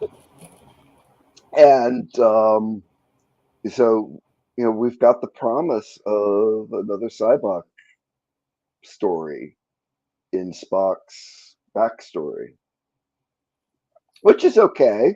It's 10 years before the menagerie, or 7 years before the menagerie. Yeah. Yeah, and in this one, Cybok is older than Spock, right? I mean, He always was. actually, because it turns out that Spock was married. Sarek was married before. They said he had a child out of wedlock. In Oh, Star it was Trek out of 5, they wedlock. only Okay. said that Cybok's mother was a Vulcan priestess. So, Okay. I I don't know if forget they about said that, it but was his yes. first wife or what, but in this episode they said he was out of wedlock. Cybok Okay, was. fair enough. Yeah, you know what? I may just be confusing it. Yeah, Elizabeth says she's with you on it. C as well. It was too predictable. Um, how the hell Definitely. do you lose your ship? Come on, come on. All right, at least when Voyager lost control of their ship, it was actually well done. And I didn't care for the Kazon, but they set up a trap for Voyager. They set them up. They did a good job. Well, they're But being led by our Cardassian. yeah, that's right, Seska. Oh yeah. Um, yeah, and it begs me one. Okay, so the Enterprise is as big as the Enterprise in the original series, with a crew of 400 something people. I'm getting the impression in this era, there's not that many people on a starship.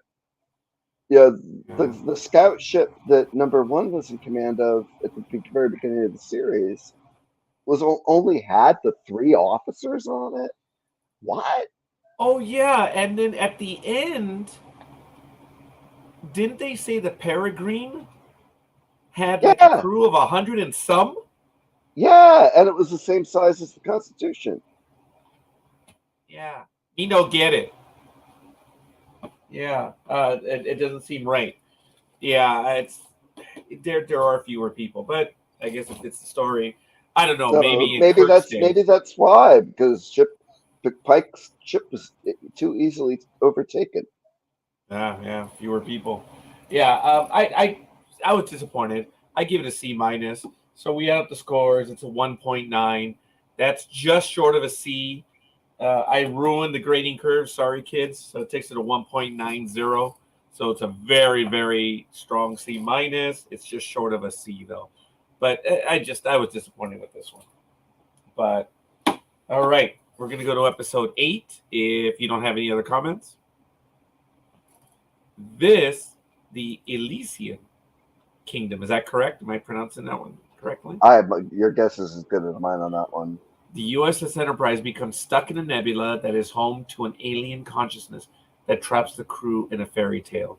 And boy, is this fairy tale revealing of what the Doctor has been doing all this time. There is a lot to the story. It's something we've seen way too often. We saw it in Cupid. We saw it in Kirk's, not necessarily a version of his Bread and Circuses, but there was another one where they were in King Arthur times, I believe. Do you know what? No, I think they just dressed up as. But point is, it's happened before, and but there's a lot to this episode. Greg, this is one of your favorite. Well, you liked this episode, did you not? It started out as a groaner. I mean, I think my wife even went to bed early in the middle of Oh wow. it was like, oh come on, it's too early with this crew to do something this goofy. Yeah. And so this afternoon it was on for the third time for me, and I was watching it, and it grew on me. I thought having the episode focus around the manga, um, the thing about the Mercury Stone actually being his daughter, I knew the daughter was somehow behind it all, and it had to do with the nebula, so that wasn't too huge of a shock. But it was cute, it was clever. The interactions between Benga and Hammer brought both of them forward, gave them both a little bit more of a spotlight. Yeah.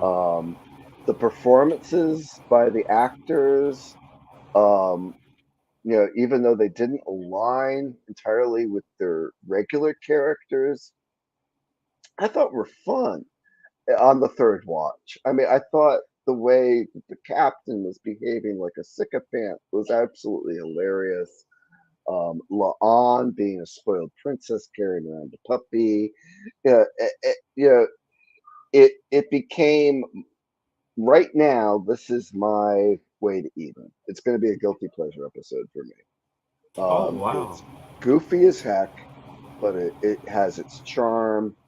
And the end is an absolute tearjerker. I don't know if I'll watch it all the way to the end again, but I've gotten choked up all 3 times watching the end of this one. Yeah, there's a lot in this one. Elizabeth says, this was too weird. Seems like, forgive me, Roger, for this, if I might borrow from another show, someone drank too much Comet water. It was out there for me.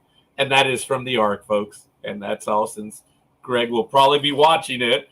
I don't want to, and he has an invite to join us. It's official. I told you before. Now it's public. Yeah, an invite to join us for the Ark as well. Where we find out what's going on, and he is keeping someone alive, and he is driven to keep her alive, and we don't even know how old she is, but she's been in there for a long time, so much so that even she knows, because she doesn't want to go back in there anymore.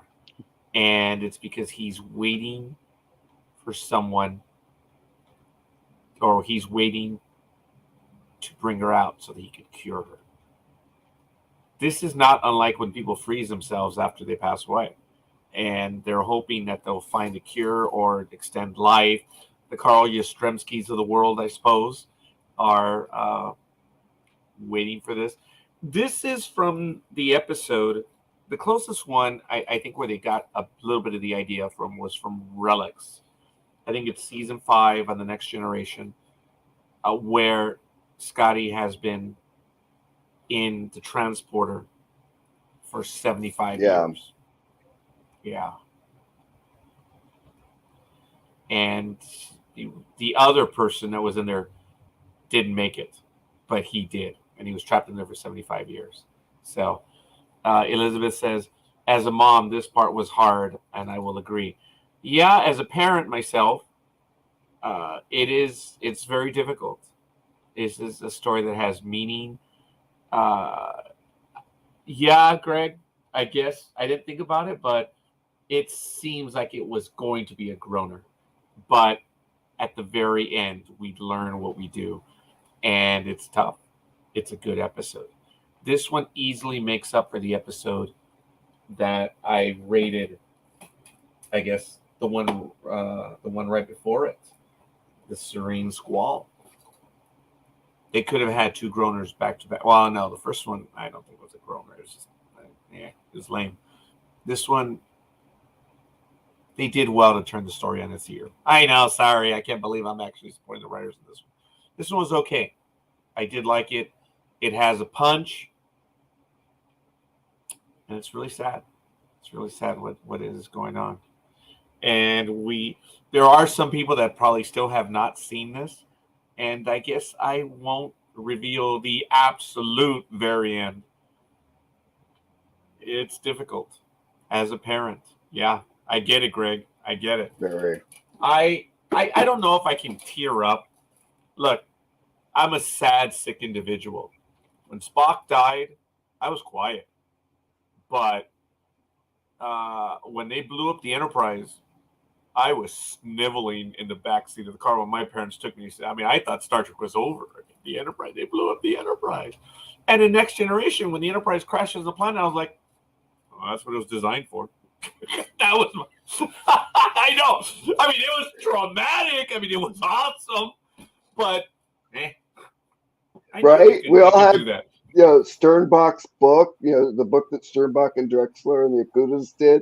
It Yep. showed how the Enterprise would crash on a ship, crash on a planet. Yeah, very good. Yeah, it was designed for that. And they let Deanna drive. Jeez. Yeah, and apparently the joke is, and maybe we'll talk about it later with Picard, they finally made up for it because the joke is that every time they give Marina the keys to the car, she crashes the ship. Twice. As we saw, yeah. Sorry. It happened. The background makes up. That was funny. That was hilarious. I did get flipped off for a moment, which was hilarious.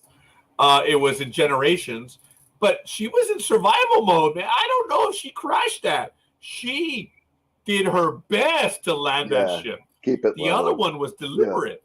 Yeah. Oh, we're gonna ram the Romulans. Let's just Deanna, take it away. But I get it amongst themselves. So in Picard season 3, for those of you that haven't seen it, I'm not going to talk about it. That's a whole nother show. Apparently they make up for giving Deanna the keys. So Elizabeth says, sorry, but a C. It was just the ending. It would have been great. Yeah. This one does make up for it. I did appreciate the humor in there, but Star Trek has done this, and that's the problem. There's a history of Star Trek, and I give it a C. Elizabeth gives it a C. Young man, what do you give it? I'm giving it a C. The only thing that would have made it worse is if they made it a musical. Oh, don't. Well, C, senor. That one was easy. Okay. Yeah, some show did that last, and they kept doing it, and I can't remember what show it was. Oh, the one with the Wizard School, on Sci-Fi Channel. With the I'm not Wizards. certain. I should know that. Yeah, they had like 2 or 3 musical episodes. See, even Liz is like, hey, from your ears, dude. No, or what do they say? From your mouth to God's ear? No, don't do that. I'm not sure that program. Great. Yeah, now they'll do one. But jinxes are illogical. Indeed, they are. I get it, Liz. I could see him doing it, especially with Anson Mount. And they wanted to for the longest time. The Berman era, the 18 years of the Berman era, they wanted to do a musical. No. I mean, hey. Leave it to it. Worked in Buffy. Everyone else that's tried it, it's been horrible. Yeah. Well, I've got to give it to Scrubs. I do have to give it to Scrubs. They did. No? You like that one? I think that was their shark for me. I think I stopped watching it. Maybe really? At that point? Yeah. Ooh, okay. We'll have to have a conversation about Scrubs prior to that. Oh. Elliot Reed. Sorry, I'm an old guy, man. Elliot Reed did it back then. Still does it for me. Sorry. But season 9, we're now in the final 2 episodes. All those who wondered, this one debuted on June 29, 2022.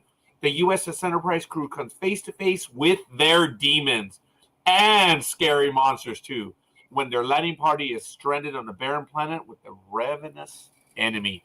This is what we were talking about earlier about the ship. It was I mentioned it earlier, the Peregrine, I think. Yeah. And this ship had 100 and some souls, and they had a mission to recover the ship. Well, they go to recover, and lo and behold, there are survivors. And we got Newt. Oh, I'm sorry. I mean, not Newt, but we had survivors. And yes, we had the feel of those horrible, wretched animals that have acid for blood. Yeah. Don't ask the engineer about this on this episode. Go, Greg. So, okay. So, what, 4 episodes ago, we had that really creepy Gorn? I can't stop. Okay. Liz, Gorn. Ooh, I don't that know. was him. That was his fault. Okay. And let's not talk about it anymore because I'm going to. No, Nope, no. not gonna happen. Okay, so we're getting set up for these.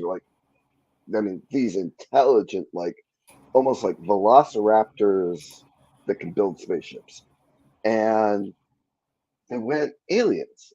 I'm like,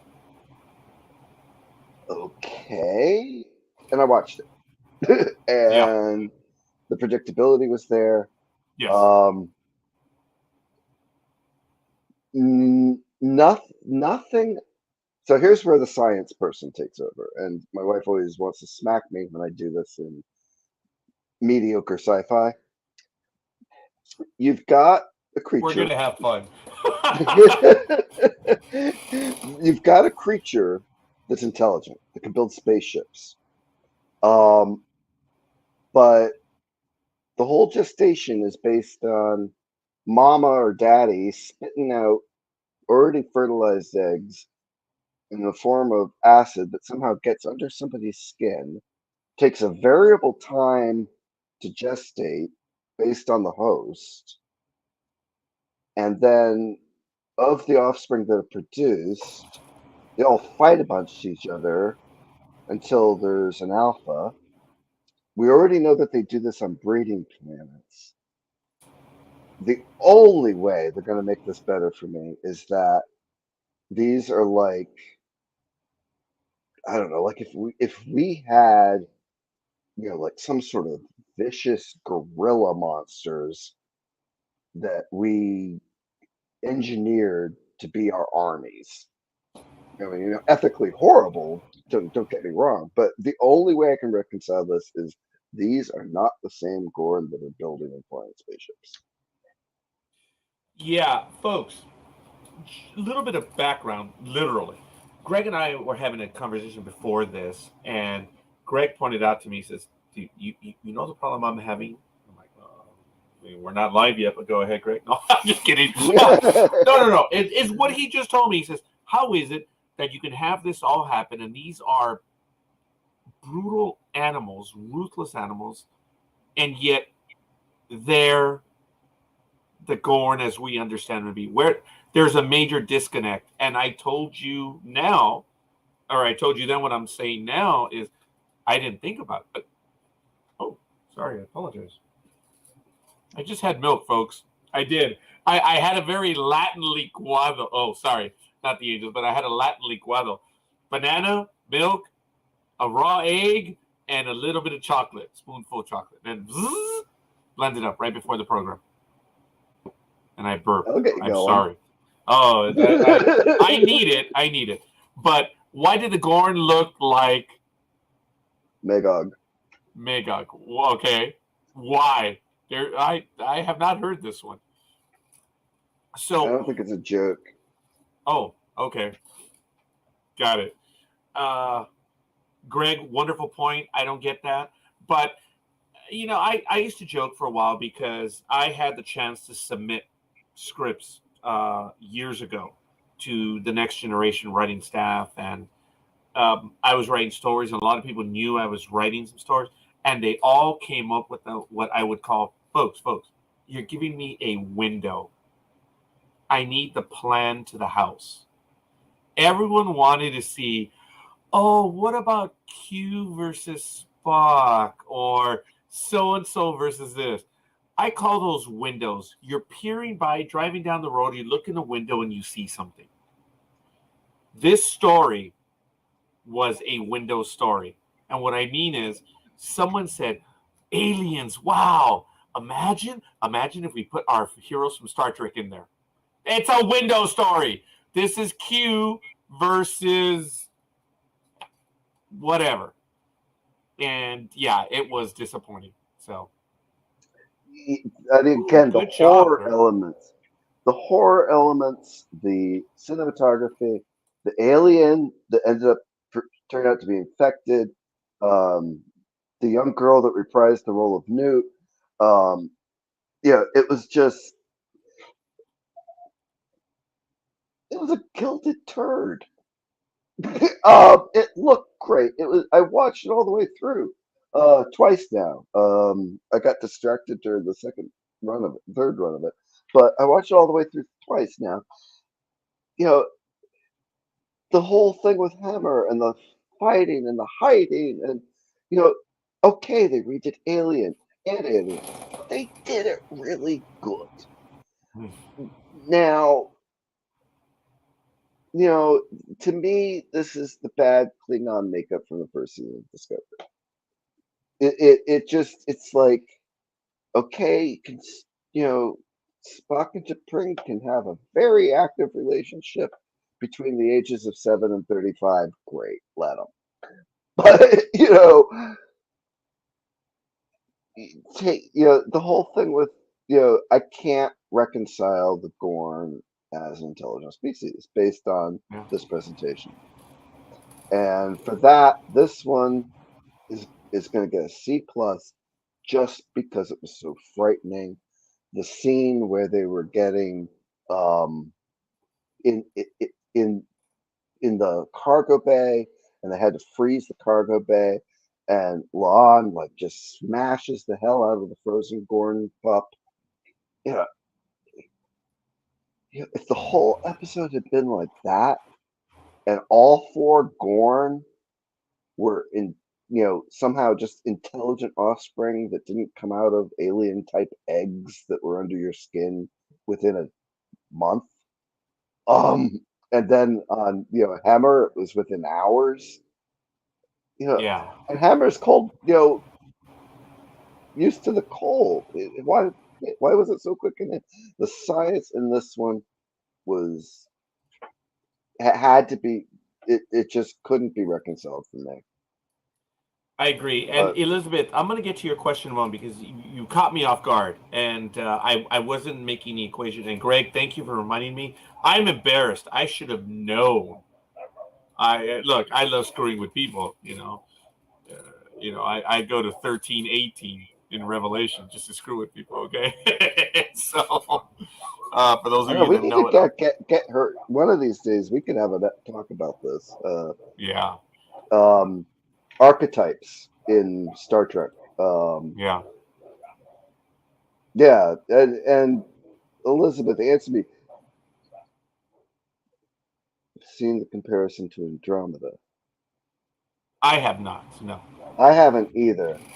But the minute you said Magog, I immediately I'm not a religious person, but I'm a the educational aspects of religion and comparative religions. And Magog as the destroyer or the antithesis of God is what I thought you were talking about. That's why I was embarrassed. I should have known that. Okay. All right. Maybe I took that too far. No, you're good. No, it's okay. And Liz, I want to thank Greg that he immediately put a note in the chat room, in our private chat, reminding me, and that's when I put my head down, like, oh man, I should have remembered this. I was embarrassed. So well, it was a quick copy paste from Wikipedia. It was good though. Yeah, it was really good. Yeah, you're good. Yeah, no doubt. Elizabeth says I've heard that. A B-. Yeah, very funny. There were a lot of aspects on this that there was to like, but it wasn't enough for me. I think it's better than especially episode 7, but I was not surprised anywhere. Unfortunately, I did see aliens. I did. I saw a bunch of colonial marines taking on aliens. The shock, unfortunately, at the very end, that and they're trying to shock us to tell these stories. That's a bit disappointing. I was really saddened. The engineer was not my favorite character, but all of a sudden with what happened, I'm like, hey, wait a minute. I was a tad disappointed at that point when that happened. Yeah, but this was the sad death of Discovery. We didn't get to know Hammer well enough. We were starting to. He had great interactions with Uhura throughout the season, and I know Next Generation kind of like couldn't settle on an engineer until they finally promoted Geordi. Yeah, the first season they had at least 3. Yeah, and I was sad to see Hammer go. I thought it was really interesting. Ever since the episode of the Enterprise that introduced the ANR, I thought that was a really neat idea. we'd never really seen much about a main character being Andorian or Enar, and you know, I was very disappointed they did that. So this was like, I can't remember the character's name in Discovery, but the cybernetic girl that was mostly cybernetic. This was as disappointing as, Oh, the Discovery, yes. very episode that they're developing her character, they write her off it, and it's like, oh, but it was heartbreaking. Yeah. And and I think this episode had more going for it than it didn't.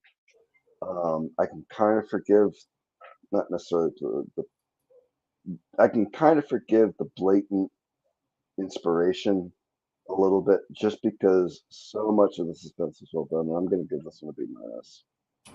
Oh, Oh. Okay, you're oh, funny, Liz. Now that hits home with the whole thing that happened on the Ark.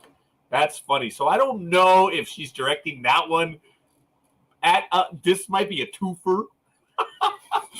Because he just jumps. That's all we see. We never see yeah. him go I thought that squishy. I was thinking that the first time. The second time I watched it, and I actually caught. I don't know what I was distracted with the Oh, first time, did you but I see the caught splash? No, they showed how far that fall was off the Yes. cargo deck. Yeah. Yeah, Andorians love the cold. They set up the episode that oh, it felt like, reminds me of Andoria.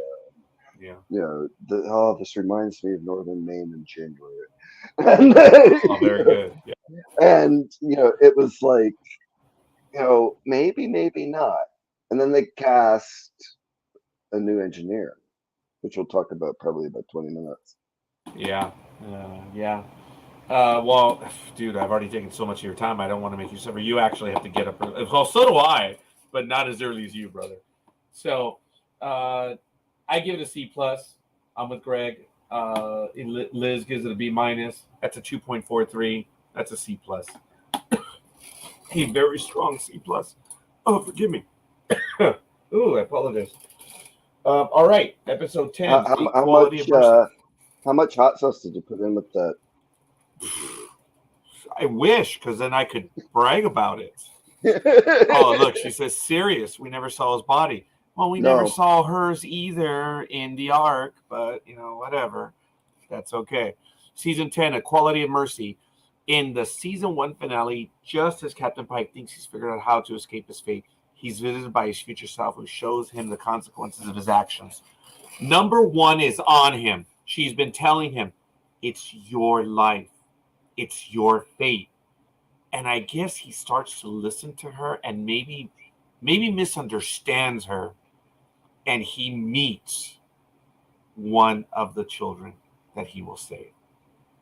And it's like, oh my God, everything changes for him. And it's because this individual wants to meet him and will eventually go into Starfleet. And he figures, I can make this my own fate. And he begins to write the letter. And jolly old Saint Nick, or the ghost of Christmas past, whatever. What was the movie with the guy from Meatballs? Scrooged? Is it Scrooge? Yeah. Something like that. But it's a trope. Okay. But I'm just so that you understand. Someone comes to visit him, and that someone is him. Greg, your thoughts on the episode? What a way to go out and get you waiting for next year. This was, they started strong. They had a few. Granted, most of us had all seen the Balance of Terror episode from the classic series, that this one stepped into in a what if scenario. So the situation is something Pike does. He's right. He meets. They're actually at the asteroids that are being used as bases alongside the neutral zone, and he meets a young boy who's the son of one of the base commanders. His name is, I wrote it down, Mat Al Shalat. Yep, and Pike's like, oh my God, this kid that thinks I'm really cool is one of the kids that's gonna die. or could die, and he's one of the kids that's going to be in the accident, and he wants to avoid the accident, not just for the, even though most of the kids get through it, he doesn't. And, so it's going on that. And then we've got, 20 year later, Pike coming in and saying, look, if you do this, everything is going to go to heck. And okay, trope, but it sets up probably the second strongest episode of the season, and it was a really good way to go out. We've got Pike walking through basically right from the wedding at the beginning of Balance of Terror, straight through to the confrontation with the Romulan commander. Where it kind of went a little wonky was, well, even though this is Pike's run at Balance of Terror, we still got to bring Kirk in. Okay, we're trying to get everybody excited for Kirk this season, this coming season, and everything.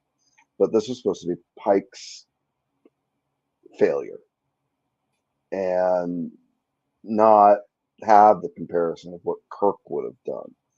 I liked some of the differences. I liked the idea of grabbing all the mining ships and bringing them out and making it look like a huge fleet. But that was the only detractor. It wasn't a big detractor because it kind of redeemed itself. The actor was okay. The memory of Chris Pine is still there.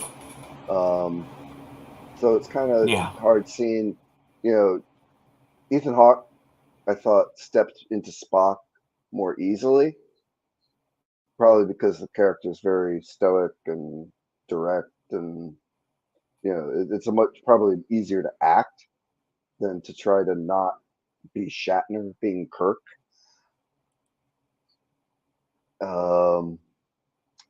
I had a really hard time being a first responder and having to choose who lives and who dies in the last case we had. I can't even imagine what Pike has to go through these years. Oh, totally agree. Yes. Thanks. This is the triage dilemma, survivor's guilt. Yeah, no, it's really hard. Oh. Oh, well, we'll see this year. We'll see. Yeah. So, but again, being the tech geek, God, I love seeing an updated version of the Romulan ship. I could watch that recruit, the plasma blast and the hiding in the comet over and over and over again. I if I kept my license for one of the studio programs, I'd love to edit the scenes next to each other, and just watch them together just to see how well they lined up. Actually, even though I didn't like Paul coming in to be Kirk, I thought this was their second solid episode, and this one gets another A for me. There's a lot to like in this episode. At first glance, there were a lot of angry people. I remember saying, "Oh, you just did the episode all over again." It's like, no, they did not. They went there in their time travel story. And I don't know if it's a time travel story. I mean, it is. Trials and Tribulations from a different perspective. Okay. Which was one of Tapestry. Deep Space Nine's most favorite episodes.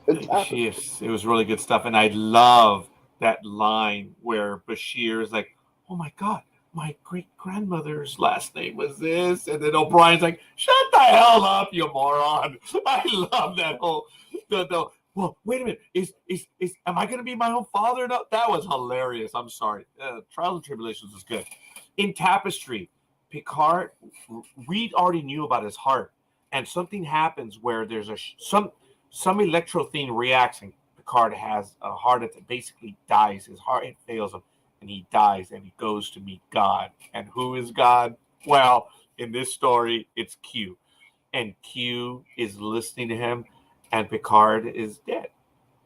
And he wants to go back. But he wants to go back to have another chance. But this Picard is a coward because he always played it safe. And what was he? Just a dilettante. The guy who always showed up on time, did everything, and he never made anything of himself. And it is more along those lines where his future self says, okay, if you do this, this is what's going to happen. And we see, and he says, it doesn't matter what you do. If you start with this, it's going to end up with that. Yeah. And in every way, every decision you make, it ends that way. That is sad. That is sad. It does. You know, you signed the deal with the devil, but there's always a chance that he didn't dot the I or cross the T or whatever. But he himself said, doesn't matter what you do, it ends up that way. So instead of you, it's him that suffers. Yeah. Wow. That was impressive. There's a lot more to this. There are scenes like when Kirk is talking to the Romulan commander, the way they focused in the same angle that they had on Kirk, but it's the angle that he had when the Romulan commander was aboard the ship that was about to blow up. And it was really cool. They used shades, and the lighting looked real good. I appreciate what you said, Greg. I think it's worth looking at it. I don't know if they got it perfect, but let me tell you, the shades were there, and it felt like they did their homework. I was impressed. It's almost like you were there. And then we were talking earlier about what's her face mouthing off Ortega's. Wow, she got to. Okay, folks, forgive me. I'm going to get political right now. Styles is the racist pig in oh my god, the episode. Balance of Terror. And now you have Ortega's, who quite clearly is a minority, and she's the racist pig now. I'm like, oh, how good. I know, sorry, the minority's getting excited over this. Okay, forgive me, folks. It's just everyone can be that way. I appreciated that that's the role she had to play right there. It doesn't matter who and what you are, folks. It's what you believe. As long as a group can identify and isolate another group, they're all going to do it. Yeah. Yes. Unfortunately, it's part of our nature, and that's what we have to overcome. Yes. I've equated it to fear. I've talked about it before. We have another program that we're actually working on Wednesday nights, but I'll get to that one another day, not right now. But I'm not trying to get excited over it. I'm just saying that God bless the writers for actually going with the minority saying this line now, because it doesn't matter. Anyone can be that way. And it's just like you said a moment ago, Greg. So I think we're on the same page on that one. It felt good that you didn't have another. Well, you guys know what I'm alluding to. It was good that Ortega's played the part. She was mouthy, and she is all of a sudden in this universe does not like Spock. That was crazy. So there's a lot to like in this episode. Brother Kirk talks about his older brother being a pain in the ass, this and this, but have no illusion. Kirk will do the right thing. He's just dangerous. He's dangerous. Brash. She owned it. Yeah, she did it, Liz. Yeah, she did. She did. Yeah, it was. Oh, Ortega's is easily my favorite character. Oh, I haven't determined one yet, but I'm starting to warm up to her. I am. I'm not certain if I have a favorite character yet, but yes, there's a lot to like in this one. I don't know if I have new characters in these new series yet, but I'll give it some thought. I did enjoy this episode. It was well done. It was along the lines of Tapestry, Trials and Tribulations. There's a lot of Star Treks where,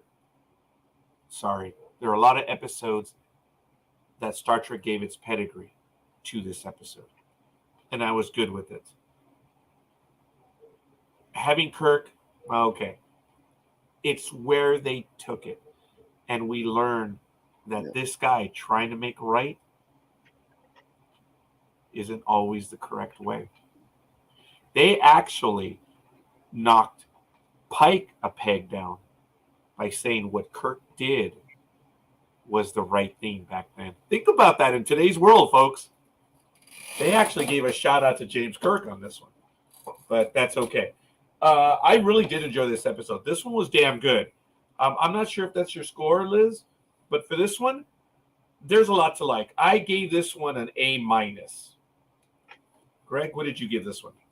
That's a solid A for me. Ooh, a solid A. Great. Liz, what did you give it?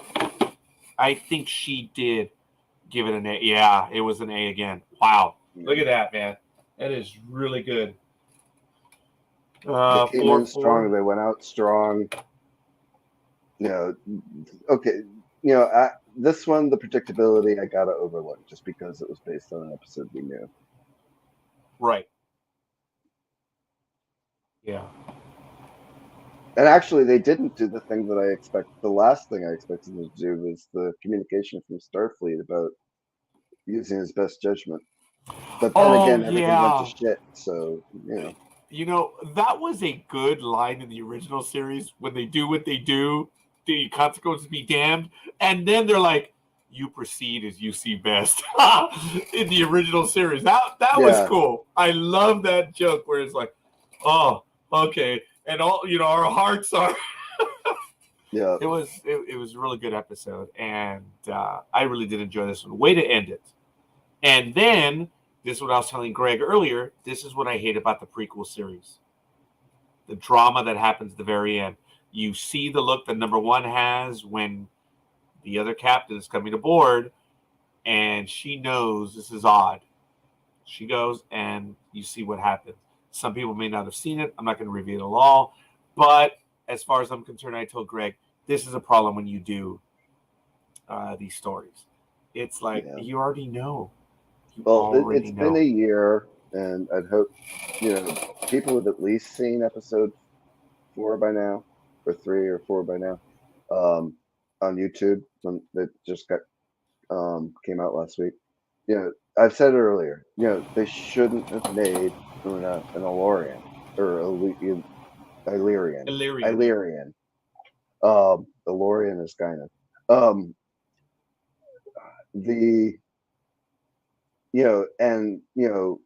to have it be still a taboo about the genetic modifications.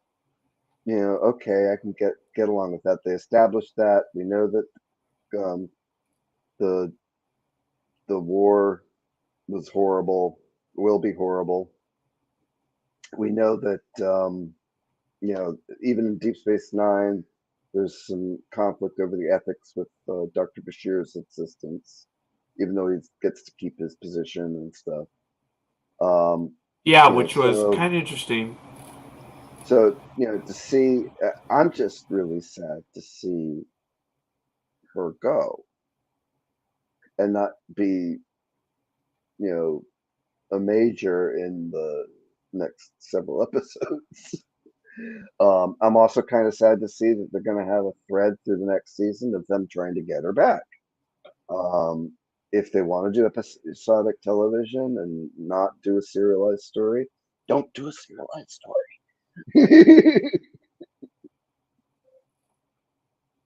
Yeah,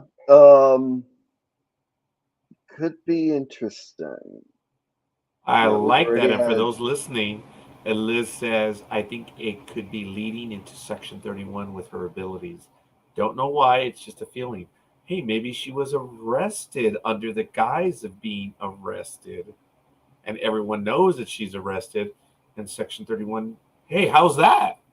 Only if it means that she's going to be a main character in the miniseries. Oh, and by the way, I would love to see that pairing. I would love to see the two of them together. Who is that again? The Empress. The Empress. Oh yes, Cho. Yes. That's her real name. Yes. I would love to see the two of them together. I mean, yeah. That would be something. Yeah, I think we finally got word that there's going to be a movie, right? for Paramount Plus. Or a limited series, maybe like a 6-episode thing like Obi-Wan was. I don't know how many hours it's going to be, but yeah, it's not going to be a full-on drug-out 10-episode series. It's going to be like a limited series. I don't know how many episodes that means. So I was really unhappy with Obi-Wan, but that's okay. That's all right. My ideas too. Yeah, I like it. This is really good, Interesting. folks. The series overall, we didn't do a massive deep dive because we only had one episode, and it's our fault. But this is something that we're going to be doing moving forward. I don't know what other series we're going to do, but I did ask Greg if he wanted to do Strange New Worlds, and you heard the joke. You know, it was less than a day. It was really just a few hours, but it was a timing East and West Coast, and for me it seemed like an eternity. But when Greg said, "Yeah, dude, I'm in," so I thought it was great. And It probably went right from "Yep, Greg saw this" to "Yep, Greg replied." oh, that's funny. It could have been. Yeah. Because if you So were watching for the check mark to change to my face, it wasn't very long. that is cool. And I did not ask anyone else. I did not. But for the other hosts that are watching, you already know this. You're more than welcome. It's just I asked Greg because I know his love of Star Trek, and we'll see. So hopefully the other hosts didn't get bent out of shape. Maybe they did. Maybe they wanted an invite. They ain't getting one. They're not getting personal invites. They should know better. All they have to do is join in. So, Well, I really thank you for the opportunity for this, Roger. I mean, I was I really. haven't done one of these in a while, and they're a lot of fun. And to be honest, haven't I either. never listen to talk radio. I never watch like the after shows. I could talk about this stuff forever. Yeah, and I remember when you were on the series that Jeff had, Jeff Truck. Yep. I remember, and from then I was like, oh wow, and I kind of in the back of my mind, sometime in the future I'm going to ask him, and sure enough, the opportunity presented itself.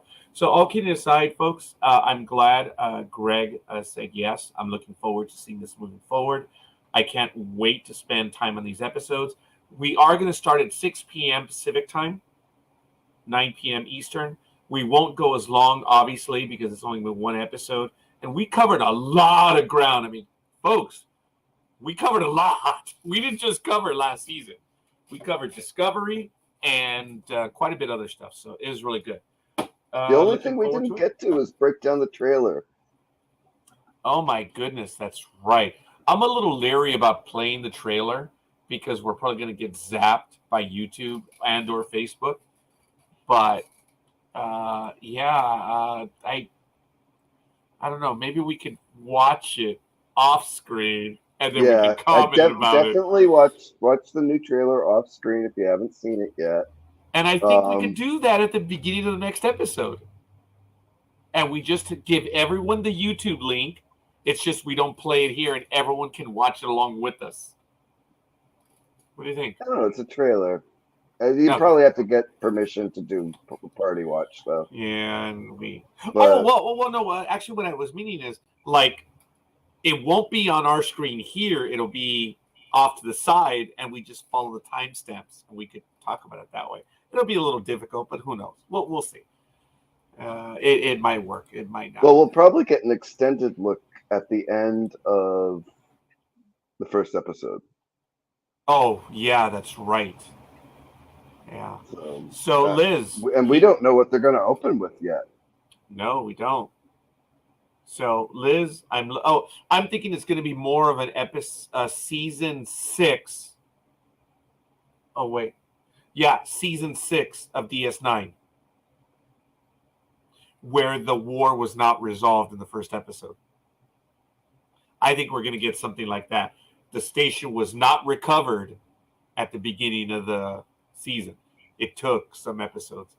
And I'm thinking that's what we're going to have when it comes to number 1. It's not going to be resolved right away. Yeah, that's what I'm afraid of. And they're going to fall into that serialized story trap.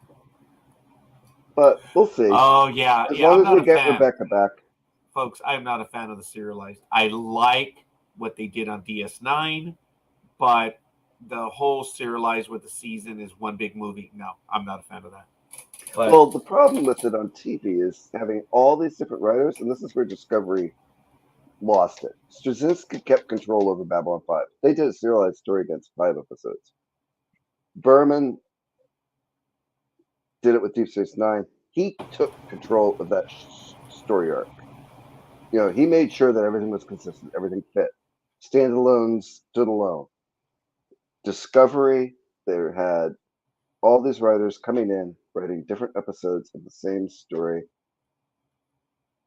And I'm sorry, season 3 was a mess. oh, season 3 of Discovery? Yeah. Okay. It was a great idea, but there's too many chefs in the kitchen. We were getting lo mein tacos. And what I said of season 3, there were bits and pieces that I did like. I didn't say I liked the entire season, so I will go with that, because that first episode, the whole idea of, the true believers and stuff like that, that kind of hit a little too close to home. And when they put the flag up at the very end, oh my God. Yeah, I was like, okay, you got me. I'm watching. And every true Star Trek fan that watched that and wasn't doing the new Trek hate got the lump in their throat. Yeah, I did get it. Where she had someone and she gave him the field commission, and it was great at the end of the season when she meets him again. He's a tall mother effer. He is. It doesn't play that way in the episode. No. But it was cool because he is then a commissioned officer, which was really neat. Yep. I did like that. I did. That was the good aspect of it. But yeah, it had its problems. I would agree with you on that, Greg. So I appreciate it. I'm looking forward to it. Folks, our start time will be at 6 p.m. Pacific time, 9 p.m. Eastern. Greg, do you have anything else? Oh, I love that cup, buddy. I did not bring my cups. Liz knows I have a whole bunch of Star Trek cups, but like a bonehead. I didn't have any today. But I overdressed for the occasion. This is my mom. This is the one I keep at mom's. I like that one. That's a Discovery one. It's good. Yep. I've got the old Fault Scrap Enterprise A ones at home. Okay. I like the ship in the back, which is the Enterprise from Strange New Worlds. Yep. Looking good, buddy. I'm in the garage. Yep. It sucks. All right. Yeah. There's nothing else. All right, folks. We're good. Ladies and gentlemen. I got a mess behind me, too. I just was being shy about it. Have a good night, everybody. Thank you for listening in. Yeah. Thank you, Elizabeth, for hanging out with us all night and some great ideas. And folks, we had other people staying on with us. We just wish you would have commented as well. So maybe they'll have the nerve to do so. List. I see the number. You don't, but there's the list of viewers that, we had quite a few, but they wouldn't comment. So hopefully they will next time. But we will be doing the live episodes. Maybe they just had nothing to say because they'd already seen it. So we'll see. Well, at least chime in or give us some dissenting opinions sometimes. Maybe next week. Yeah, because we don't know it all. So hopefully you'll all get a chance to. I can't promise no spoilers. If you'll all get a chance to see it before we get on, that will be 6 Eastern. So fingery on the computer, unless you're doing voice to text. Yes, my brother does voice to text, and it says RODGER. My own brother can't spell my name. Oh boy. Yeah, it's funny. Folks, this was fun. Greg, thank you. Thanks for the understanding. Thank you. Thanks for the patience. Always I can't wait, buddy. This is going to be fun. Turn around here. Oh, yeah. I have the habit of we've been doing this for a long time now. And Mercedes de la Cruz, well, so did Ryan Adams from the Ark. They played along. Ryan didn't, but Mercedes, it was just natural for her. I would look up to her like this, and I'm about to show you, folks. It's the roof of the garage. There's nothing up there. So I had to pick my spots. So for you, Greg, there are times that I look over here. and I have to get the spatial orientation. So if I'm on you that side, I got to look that way.